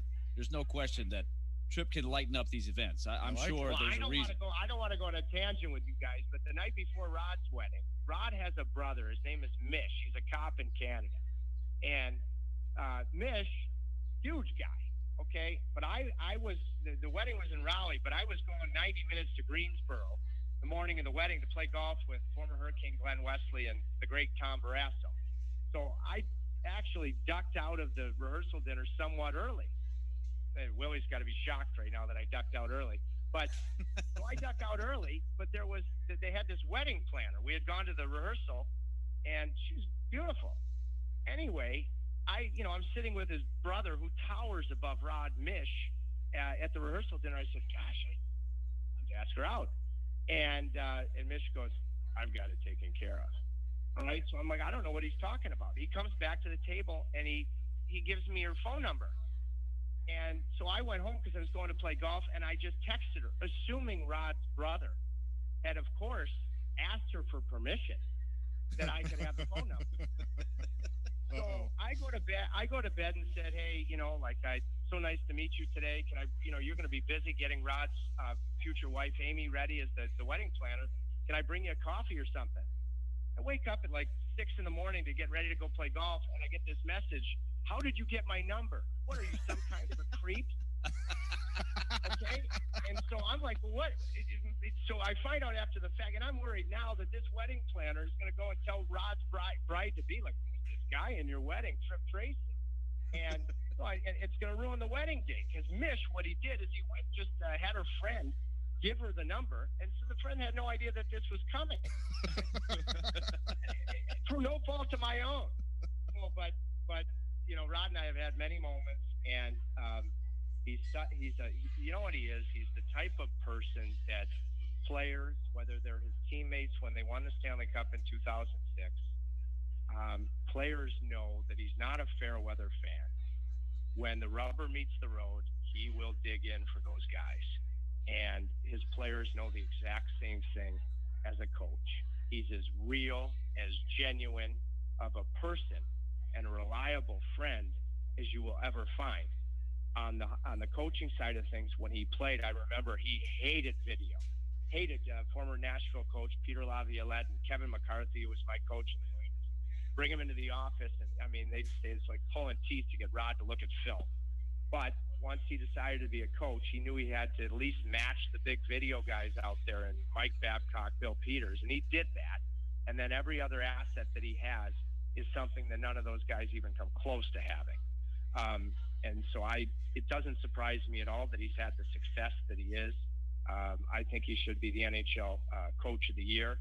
And then specific to tonight, guys, I can remember like it was yesterday, because this is Game 3, that when Carolina won, they dropped the first 2 games at home against an underrated team in Montreal, much like I view Nashville as in every way. And it looked like they'd have a quick exit in Game 3. They were down 1-0, and Rod tied the game in the third period. They ended up winning it in overtime, going on to win the Cup. That was the biggest moment, even in the first round, of winning the Stanley Cup. So he is not even close, past and present, the most significant person, in my view, in the Hurricanes organization.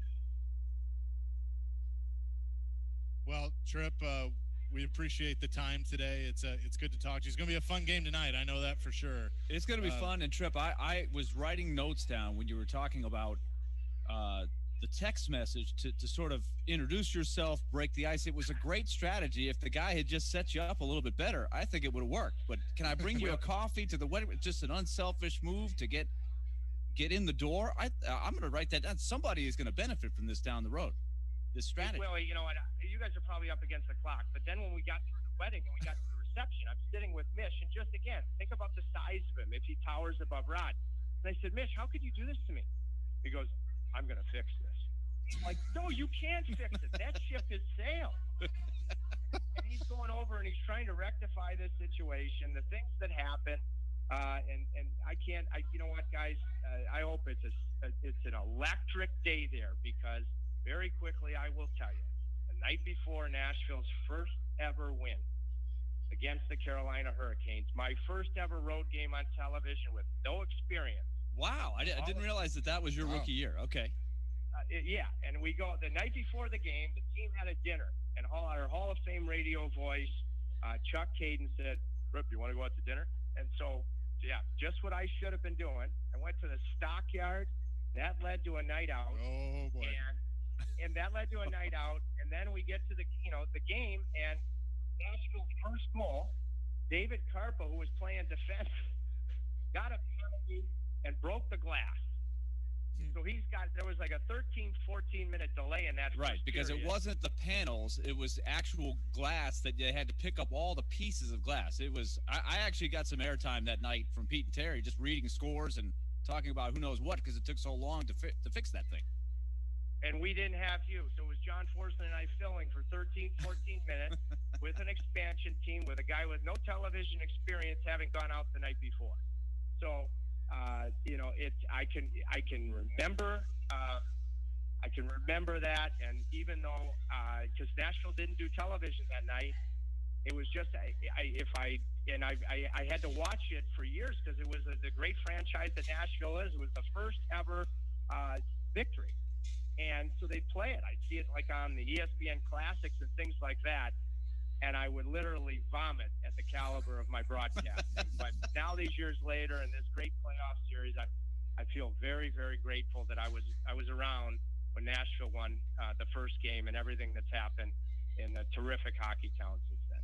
Well, you are your own worst critic, Trip. We really enjoy your work. I appreciate having to get to know you over the years and the different spots that our paths have crossed, and it'll be fun tonight. Good luck, and enjoy the rest of the series. Thanks a lot for coming on with us for a few minutes here. Willie, love you, boys. Thanks for having me, and have a great afternoon, and I wish I could be there with you tonight. I know it's going to be a very special evening. Awesome. Trip Tracy, he is the color analyst for Bally Sports on the Carolina Hurricanes side. Does a great job with Mike Maniscalco as we talked to him last week, Abby Labar. They do a tremendous broadcast over there. Let me start the break by telling you about my friends at Lee Company, a fantastic operation, big sponsor of the Nashville Predators. Can't wait to see the 12,135 come on down to Smashville. There will be a lot that maybe even haven't been to a game yet, but you'll probably see the Lee Company display when you come on down there. It'll be great to be in Smashville tonight. At Nashville, with their backs to the wall, is going to have their very best tonight. Lee Company also brings their best when it comes to all of the services that they provide, including the home maintenance plan. It's outstanding. It's year-round coverage. They'll give you the 4 annual checkups with your air conditioning, your heating, your plumbing, your electric. They'll come in, check it out, make sure there's nothing wrong. If you do need repairs, you get discounts on those repairs. That's the plan that keeps you one step ahead of the game. That's what you want. You're going to have preventive maintenance that will save you money down the road. 615-567-1000 is the number to call to contact Lee Company. And if it's just as simple as trying to get your air conditioning in tune as we start hitting this 90-degree weather, then that is fine. Just give them a call right now, 615-567-1000, or go online at leecompany.com. Lee Company, proud sponsor, Nashville Predators. It's game day in Smashville. Duchesne for Howla. His shot, he scores! The Preds return to home ice, looking to grab a Game 3 win against the Canes. I'm excited to just get back to Bridgestone, get in front of our fans. Pre-game coverage begins at 5 on Smashville's best sports talk. ESPN 102.5 The Game and the Game Nashville app. Bar Lines in the Omni Hotel, one of Nashville's favorite downtown destinations, gets raving reviews from our locals. They have 22 big screen TVs, live music, great food, and it's a favorite spot to watch your Nashville Predators. Great food is an understatement. How about award-winning hot wings, Nashville hot chicken sandwiches, smoked brisket tacos, and in-house homemade pimento cheese sandwiches? Bar Lines, an official Predators preferred watch party location, just 1 block from Bridgestone in the Omni Nashville Hotel. In any business or endeavor, it's hard to make it to the top. And once you do, staying at the top is so much harder. To be the best, the number one, the industry leader for over a decade is a loud and strong statement. At Genesis Diamonds, we are so honored that now for 11 years, we've been voted number 1, best jewelry store and best place to buy an engagement ring. Not 1 year or 5 years, but an unheard of 11 years. A resounding vote of confidence for which we are so thankful. We're proud to be recognized as an industry leader, not just here, but across America, for providing our guests with an unparalleled selection, uncompromising quality, unrivaled customer care, unmatched warranties, and unbeatable value. And at Genesis, being at the top is never good enough. We refuse to be complacent. We challenge ourselves every day to be just a little bit better. It's our passion, our obligation, our commitment. Genesis Diamonds, always ready to assist you in celebrating your special moments. Green Hills and Cool Springs. Hey Smashville, Party Foul is your headquarters for all your playoff action. Join our watch parties at all locations, downtown Nashville in the Gulch, Donaldson off Lebanon Pike, Cool Springs Galleria in Franklin, or Murfreesboro off Broad Street. Party Foul has your Nashville hot chicken, local brews, boozy slushies, and wall-to-wall TVs. Swing on by, y'all, and let's go Preds. There's a place full of summer fun and thrills for the whole family, where you can fly on world-class coasters and spin, play, and laugh together, where you can ride, slide, and splash the day away. Visit Kentucky Kingdom and Hurricane Bay. 2 parks for one low price. Save on family fun with our out-of-state offer. For only $39.95, visit one day and get the next day free. Plus, get free soft drinks. Details at KentuckyKingdom.com. This Saturday, round 1 of the Stanley Cup playoffs continues when the Florida Panthers and Tampa Bay Lightning face off in Game 4. Coverage begins at 11 a.m. on ESPN, 102.5 The Game, and the Game Nashville app. Hey Nashville, this is Penny Hardaway, University of Memphis coach. You're listening to Nashville's best sports talk, ESPN 102.5 The Game.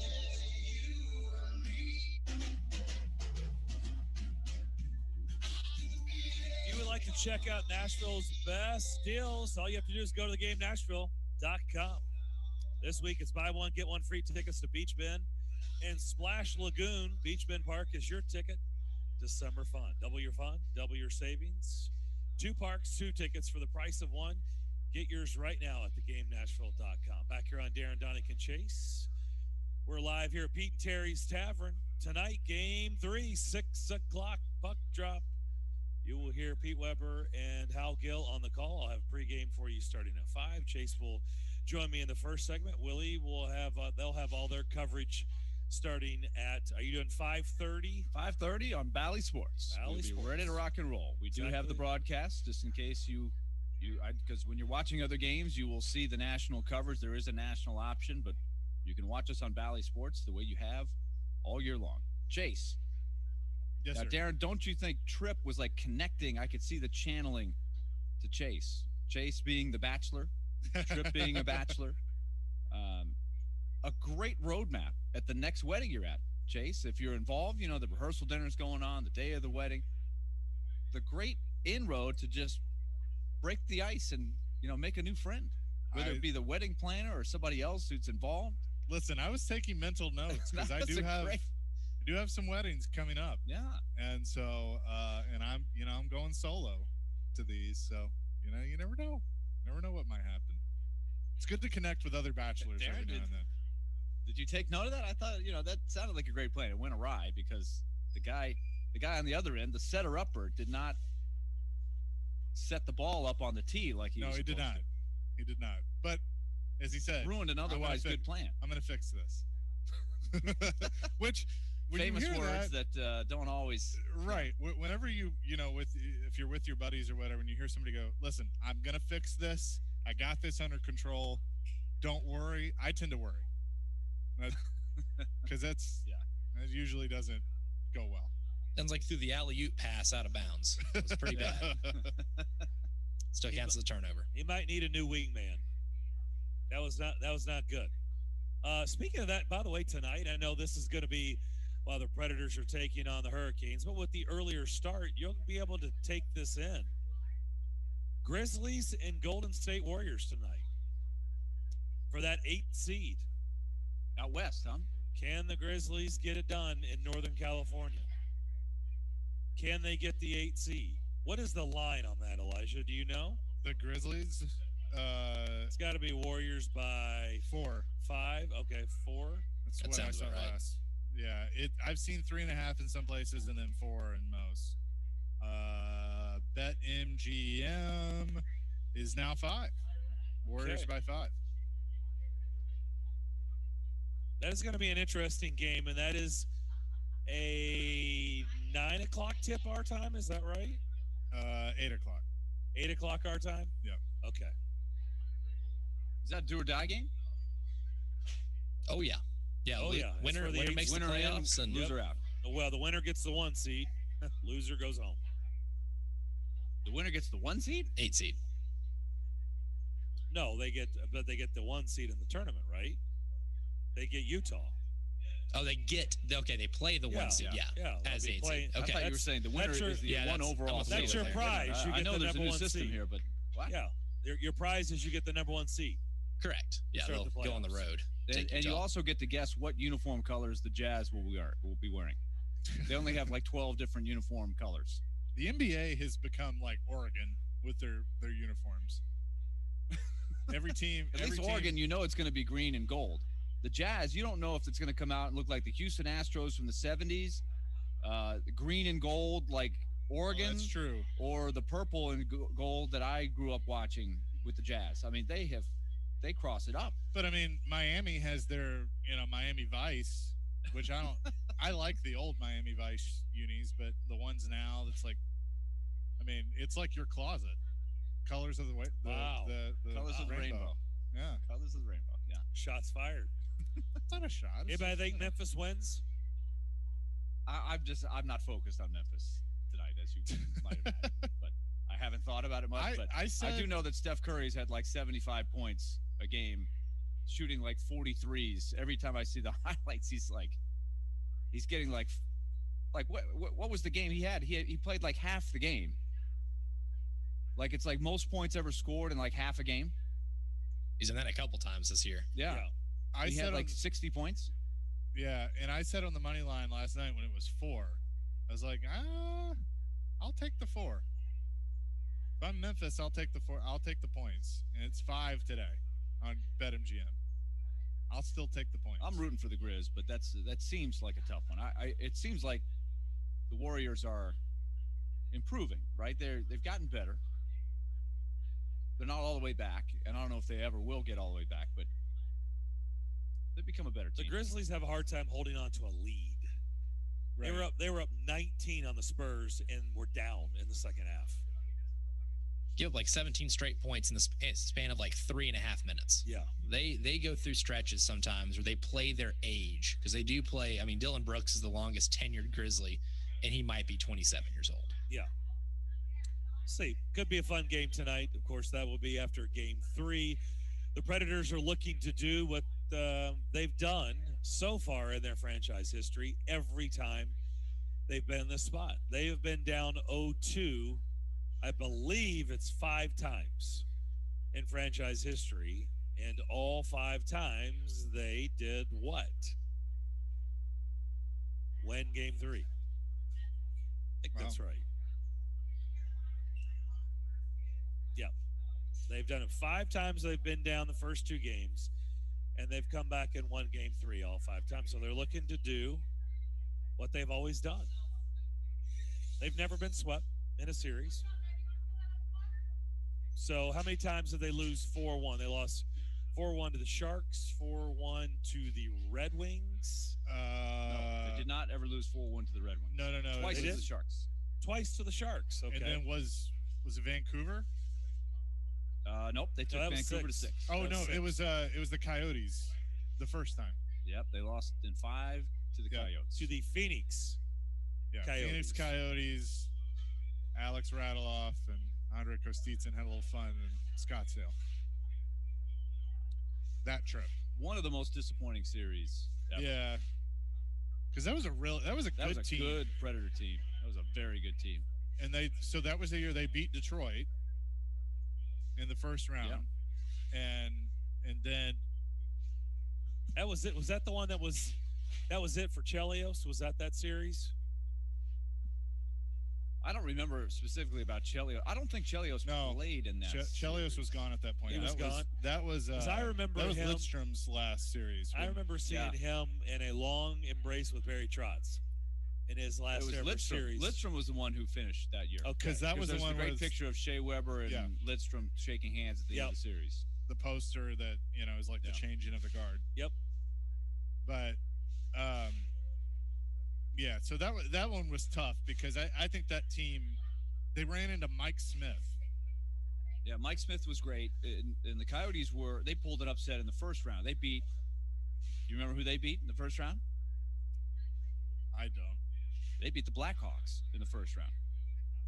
Oh, is that right? Yes. So the Blackhawks won in 2010, They lost in the first round in 2011 and 2012, and then won in 13 and 15. Wow. So it's you just never know. Every year is different. Every year is different. How about the comeback by the Panthers last night? Yeah, we talked about that earlier. That was incredible. That was a fun game. It's been a fun series, but you thought if you thought Tampa was out of it in the first period, then you obviously haven't paid attention. So they battle back. Then they take a lead, and I made the mistake of thinking, okay, well, Tampa's got this. They got Florida right where they want them, and then Florida just wouldn't go away and win an OT. But that's just the type of series that it's been and going to continue to be. It wasn't even OT, right? Did they beat them in regulation, didn't they? 6-5? No, it was OT. It was OT. OT. That's the theme of the playoffs. That's right. The looping pass to Ryan Lomberg. That's right. It's coming back to me now. Travis Green gets an extension with Vancouver. I did just see this. Stars have promoted this person to director of player personnel. You guys seen this? The Dallas Stars? I have not. Rich Peverly. Really? Rich Peverly. Good for him. Promoted to the director of player personnel. That's great. I knew he had kind of stayed in the organization, but that's awesome. Also, Paul Maurice saying Nick Ehlers will not play tonight, but Pierre-Luc Dubois will. But it is possible that Ehlers plays in Game 3. I'm just telling you, if Toronto and Edmonton don't get out of these first rounds, they're going to go absolutely bonkers up there. I mean bonkers. They're going to go nuts. They're already bonkers. I know. But it's like, what's beyond bonkers? That's what we'll find out. I said it would be the easiest shows for the next 6 months if they go out in those markets. All you would have to do is welcome in. Let's go to the phones. We're here. Here's our number. What do you have on your mind? All right, so what's the key? What's the key to tonight? Don't state the obvious. Don't more goals in Carolina. What's the key? I know, but let's come up with something a little bit more creative. What is the key for Predators taking Game 3 tonight? I'm going to keep it very, very general, and I think it's going to be because I think it's going to sound real simple, but it's not as easy as you might think. I think it's channeling the energy to your advantage. Because, I mean, think about the energy when they drop the puck tonight. It is going to be awesome. It's going to be the biggest crowd in a long time. You've been building, played well at home, backs to the wall. It'd be easy just to go too full throttle, and all of a sudden it's a 3-on-5, right? And then you're asking for big trouble. So I think channeling the energy in the right way, not getting too high or too low, using it to your advantage will be the most important thing, because we know that if they channel it the right way, how special that atmosphere is going to be. This team has been fun to watch. They have won over the hearts of the fans that have been coming there, right? There's a reason the word vibe caught on, because the vibe for some previous teams that were really good teams, by the end of the year, they were just a little bit off, and there was a little bit of what's wrong with these guys? But these guys have been different. I think they have been easy to root for. They've played with a lot of heart and a lot of guts, and I think that will be important tonight to put those elements out there, put those ingredients out there, and let the crowd maybe take you to another level of play, because it takes your best. If you want to score enough goals to win and beat a team like Carolina, they don't give you many avenues, right? You got to be at your best. Yeah, and I think for me, along those lines, Yossi played a much better game in Game 2. He's got to continue that. You have to continue to get, the goaltending you've gotten out of Saros. Forsberg has to be Forsberg. But the big one is somebody else has to answer the call. And I don't know who that somebody else is. It could be Tolvanen. It could be Arvidsson turns it on. It could be Johansson, Duchesne. It doesn't matter. Somebody else that we haven't named has to come in, and they have to, as you put it, Darren, they have to be big. They have to be the one that is big outside of the obvious, because that's what it's going to take to beat a team like Carolina, because you've seen it with them. It's been different. You know about Aho, you know about Stahl, but you're having others that are contributing, and that's what's going to happen tonight with the Preds. Here's mine. Get the first goal tonight. You want that to happen, Willie? What you brought up? Get the first goal tonight. Get the crowd into it. Change everything by having this building be electric rather than sitting on pins and needles, right? Give them something to go crazy about. You don't want them sitting on their hands. You don't want them dreading a power play. Get that first goal in the first period and blow the roof off. It doesn't have to be a power play. Boy, if you throw that in there, a power play goal, okay. Off and running. But just get the first goal. Does that guarantee anything? No. But if you want to head in the right direction, you want that word vibe? You want to get the right vibe in the building? Get that first goal tonight. I think that could change the complexion of the game. I think it's important, and we'll see if they can do that. Because let's be honest, I've gone 4 periods straight now without a goal. They need a goal. They need to get the fans in it, and they need a goal to get things rolling. And so that would be my that's how I would answer it. Get the first goal tonight. All right, we'll come back. We'll put a bow on Friday's edition of Darren, Daunic, and Chase. We'll draw a winner, see who's going to go to Game 4 on Sunday afternoon. But first, I'm going to talk to you about my friends over at Cool Springs MD. Yes, they're my friends because I've been going there for years, and they've been helping improve my quality of life. And as we all get older, that gets tougher to do. And who doesn't want that? I know I do. And I know a lot of you out there have been going there. You have been seeing Dr. Jeffrey Lodge or his wife, Daphne, the registered nurse. And Dr. Jeffrey Lodge is the board-certified physician or someone on their very experienced staff. And they've been helping you get healthier and happier. And they do so many things under one roof. It's a state-of-the-art facility. If you haven't been there out in Cool Springs, go see it for yourself. 1642 Westgate Circle. Maybe right now you're in that, I've tacked on some unwanted pounds. Like I have some pounds I could shed, especially with the summer just around the corner. Hey, you want to get that bathing suit on. Maybe you want to get rid of some unwanted pounds. Well, they have programs and products and people that can get you going in the right direction. How about you sitting down with their staff and talking about rejuvenation? Your appearance should always be important, and as we get older, it gets tougher. They can discuss PRP, hair removal, Botox with you. Also, hormone therapy. Maybe you haven't been feeling yourself lately. You've been feeling a little bit off or been experiencing some mood swings or just no drive to you. And you're like, that's not me. Get your levels checked. You never know. Maybe they've dipped. That tends to happen as we get older. Maybe they've dipped to an all-time low. That could help you. That could hurt you in all of those areas. And you could be affected in all of those areas because of that. Their staff would be more than happy to discuss BHRT, testosterone, estrogen with you. They do it all. If you need to schedule an appointment or a consultation, dial this number, 615-283-7291. That's 283-7291. Or you can always go to their website, coolspringsmd.com. From working at home. God, 17 games is so idiot. I hate the NFL. To working on that honey-do list. It's like you look around and go, what is happening? How does this happen? Nashville's best sports talk is always at your fingertips. Just search The Game Nashville in your app store and download it today. And keep it locked on Nashville's best sports talk. ESPN 102.5 The Game. From the Fox 17 News Code Red Weather Center. I'm Fox 17 News Code Red meteorologist Jan Guthrie. As we hit the weekend, temperatures will be warming to the 90s. We stay there through the first half of next week. Storm not back until midweek next week. This weather report brought to you by Hiller Plumbing, Heating, Cooling, and Electrical. Call the Happy Face truck today. After a long, cold, miserable, snow-shoveling, polar vortex, frostbitten winter, the last thing I want to do when spring arrives is yard work. So here's a helpful tip to get you out of raking and reseeding.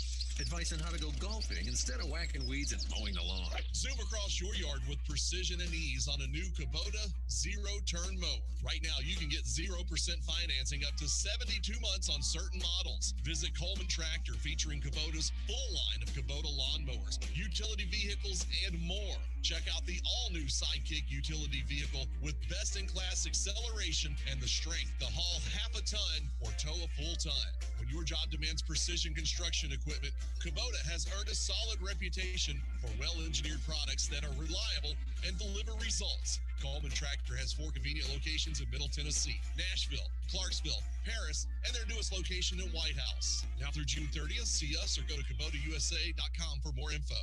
Social Furniture is your local one-stop all-furniture store in West Nashville with over 100 styles in store and new specials every week. Social Furniture has you covered. At Social Furniture, you'll never be hassled when you come in. Their friendly staff will help you choose the right furniture for your home. Social Furniture offers same-day delivery and free curbside pickups. Visit Social Furniture in West Nashville at 5412 Charlotte Avenue. Forget the big box store. Support local. Support social. Social Furniture on the web at mysocialfurniture.com.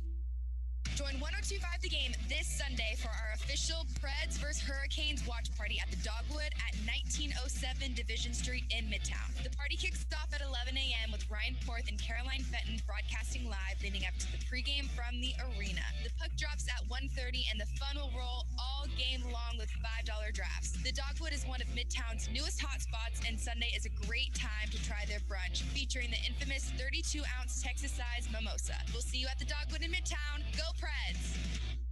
Robbie Stanley. I was waiting in anticipation for something to happen. Joe Rexrode. It's also 3-on-3. It's a little easy to score in 3-on-3. I mean, there's a lot of ways you can take this. Get your morning started with Robbie and Rexrode every weekday from 6 to 10 on Nashville's best sports talk. ESPN 102.5 The Game and the Game Nashville app. If you've missed any of today's show, just search Darren, Daunic, and Chase on Apple, Spotify, or on your favorite podcast platform. I'm about to give you a free pick, something to make you very, very happy going into the weekend, to add to your stack. I know, last night didn't work. It didn't work. I'm going to do that in just a moment. Right now, we've got our shots of the week. Best shots of the week. Jerry Chris is with us. And like Forsberg, he was trying to lift the guy's stick, not take a thing. And the guy moved his stick enough that Forsberg missed it and got a high sticking. That wasn't intentional. That wasn't a dumb penalty. That was a high sticking because Forsberg was trying to lift the stick and get rid of it. But like the coach says, those are things we have to be leery of, aware of, and do them. And he's right. He's dead on right now. I liked his answer when he was asked about, did your team go over the line in the physicality department? And Pete Weber and I was talking in the parking lot after, and I said, do you remember that old term that, if you're getting bullied and hitting around, just turn the other cheek. Yeah? Well, in hockey, if you turn the other cheek, they're going to smack it too. Then you have two sore cheeks. Ball fine, bomb. There's also one thing, and maybe because I know him, I'm overthinking this, but he was married in January of 2020, and we all know what happened 2 months later. The world came to an end, or it seemed like it did. And I just think there's something there. I think Tim Tebow wants to show his wife, who grew up in South Africa. I think he wants to prove to himself that he can do it again. And I've read everything about this. And if you had to take a bet in Vegas or at your favorite site, it's probably a better chance that it won't work than it will. But I still believe for some reason that Urban has already made up his mind, and he doesn't care what anyone else thinks. We're talking to E.J. Raddick of the NHL Network. Well, I would think anybody watching would realize that John has done a terrific job and really got this thing turned around halfway through the season. Remember now, he came in halfway through a year that wasn't completed, and then they picked things up again in the bubble, and basically you end up getting beat by a hot goaltender in Darcy Kemper, and you're out. Then you come back this year in another kind of crazy shortened season, tricky environment. You get off to a tough start. You get injuries.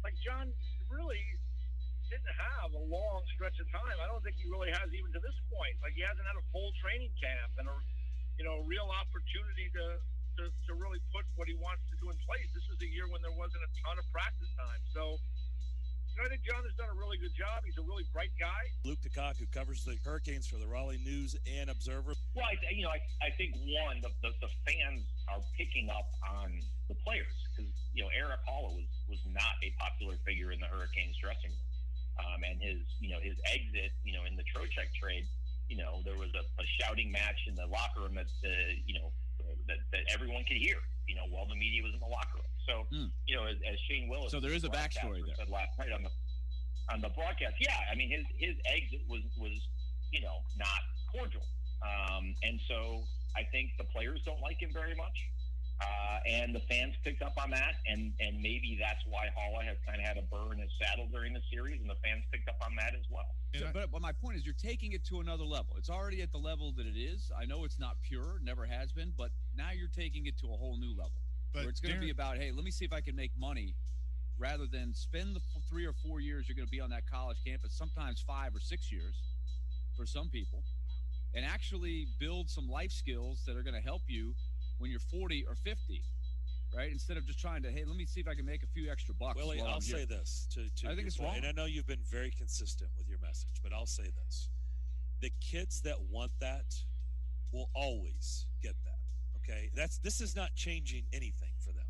The kids that have that mentality with how they were raised and how they were brought up, and what you're throwing out there, nothing is going to change for them. But the kids who don't and don't care about that, this isn't changing that mentality at all.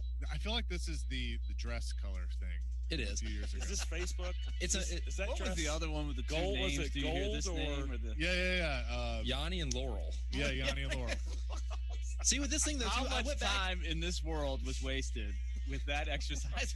I went back listening to this, thinking of Daryl. I'm trying to listen for if Darren was called Daryl, and this does kind of sound like he's saying Daryl. Daryl. And tell Willie. It sounds like girl. And what did you say at the end of the interview? What did you say? It almost sounds like it's like a Southern dialect version of Daryl. Like, I don't know if like he just goes Daryl, like Daryl Waltrip. Are we talking about Larry, Daryl, and Daryl from the Newhart Show? Daryl.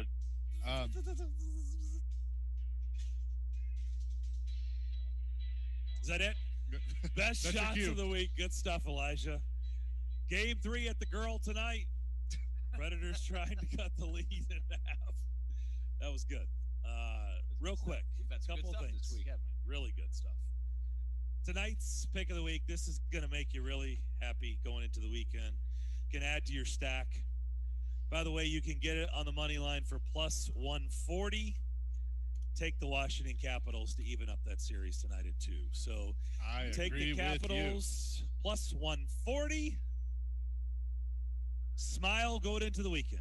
Predators beat Carolina tonight. Washington beats Boston. Everybody's happy going into the weekend. All right, Chase, let's pick a winner. I just did. Okay. Let's shake it up. You did do a sound effect, but we don't have it. Okay. It's like I just did. Okay. I was trying to kill two. The winner is for Game 4 Sunday afternoon. Zach Tripp. Zach Tripp will be our winner. Tripp is going to Game 4.